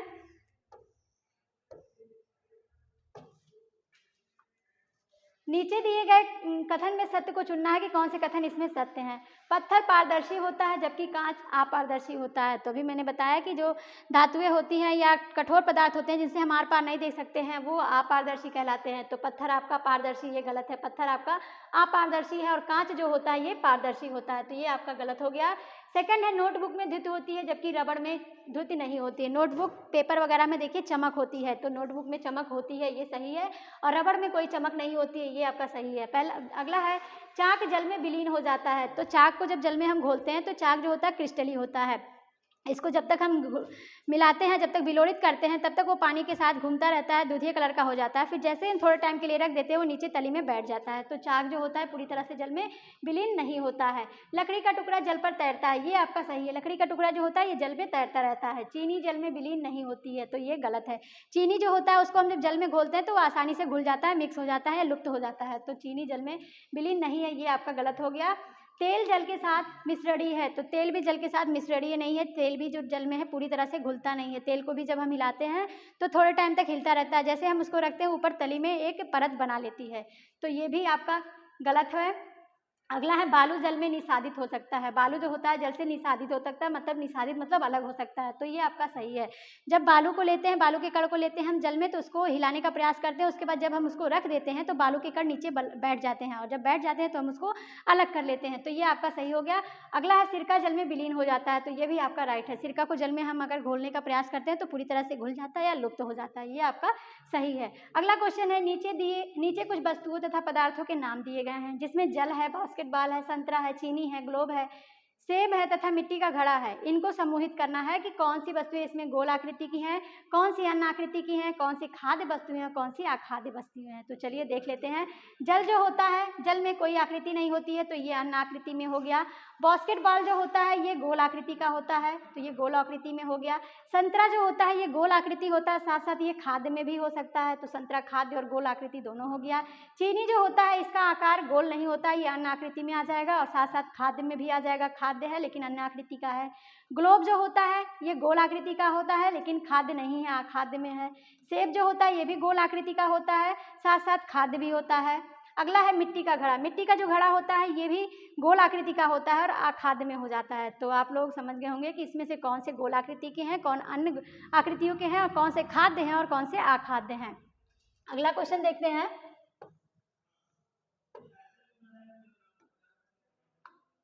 जल में तैरने वाली जिन वस्तुओं को आप जानते हैं उनकी सूची बनाइए, जांच कीजिए और देखिए कि क्या वे तेल और मिट्टी के तेल पर तैरती हैं। ये क्वेश्चन आप लोग सॉल्व करके बताएंगे कि जल में तैरने वाली वस्तुओं की सूची बनाना है, बताना है कि कौन सी वस्तुएं हैं जो जल में तैरती हैं और कौन सी वस्तुएं हैं जो नीचे बैठ जाती हैं, डूब जाती हैं। अगला क्वेश्चन है, निम्नलिखित समूहों में मेल ना खाने वाले को ज्ञात कीजिए। ऐसी वस्तुओं को बताना है जो इसमें से समूह में मेल नहीं खाता। पहला है कुर्सी, पलंग, मेज, बच्चा, अलमारी। तो ये इसमें आप देखिए इसमें कौन सा मेल नहीं खाता। तो कुर्सी जो होता है ये भी लकड़ी का बना हो सकता है, पलंग भी लकड़ी का बना हो सकता है, मेज भी लकड़ी का हो सकता है, अलमारी भी लकड़ी का हो सकता है, लेकिन बच्चा आपका ये लकड़ी का नहीं हो सकता। तो ये आपका गलत हो गया, ये मैच नहीं कर रहा है। अगला है गुलाब, चमेली, नाव, गेंदा, कमल। इसमें जो आपका है गुलाब भी फ्लावर है, चमेली भी फ्लावर है, गेंदा भी फ्लावर है और कमल भी फ्लावर है। नाव जो है ये आपका उससे भिन्न है। इसमें है एल्युमिनियम, आयरन, तांबा, चांदी, रेत। एल्युमिनियम जो है ये भी धातु है, आयरन भी धातु है, तांबा भी धातु है, चांदी भी धातु है, और रेत क्या है आपका, ये रेत एक प्रकार का क्रिस्टल है, ये धातु में नहीं आएगा। इसमें देख लेते हैं चीनी, नमक, रेत, कॉपर सल्फेट। तो चीनी जो होता है ये भी जल में विलेय होता है, नमक भी जल में विलेय होता है और कॉपर सल्फेट भी जल में विलेय होता है। रेत जो होता है ये जल में विलेय नहीं होता है, ये तली में बैठ जाता है। तो इस प्रकार आपका ये सारे क्वेश्चन सॉल्व हो गए हैं, और जो क्वेश्चन बचे हैं उसको आप लोग कमेंट बॉक्स में उसका आंसर देने की कोशिश कीजिएगा। और आप लोग ये सारे चैप्टर को जो फिर से रिवीजन कर लीजिएगा। हम लोग 4 चैप्टर पढ़ चुके हैं, सारे चीज़ों को देख चुके हैं। इसमें इस चैप्टर के अंतर्गत हम लोग देखें कौन से पदार्थ कठोर होते हैं, कौन से कोमल होते हैं, पदार्थों की क्या खासियत है, कठोरता क्या होती है, उसमें विलेयता क्या होती है, अविलेय क्या होता है, पारदर्शी, पारभासी, अल्प पारदर्शी, ये सारी चीज़ों को हम लोग देख लिए हैं। तो आप लोग वीडियो का रिवीजन जरूर कर लीजिएगा, बार बार देखिएगा, और इससे रिलेटेड जो भी क्वेश्चन होगा हम केमिस्ट्री वाले उसमें प्रैक्टिस सेट में सॉल्व करवाए हैं, तो आप लोग उसको भी जाके देख सकते हैं, जिससे आपके सारे कॉन्सेप्ट क्लियर हो जाएंगे। तो आज के लिए बस इतना ही। अब हम लोग नेक्स्ट डे मिलते हैं नेक्स्ट वीडियो के साथ। तब तक के लिए थैंक यू सो मच।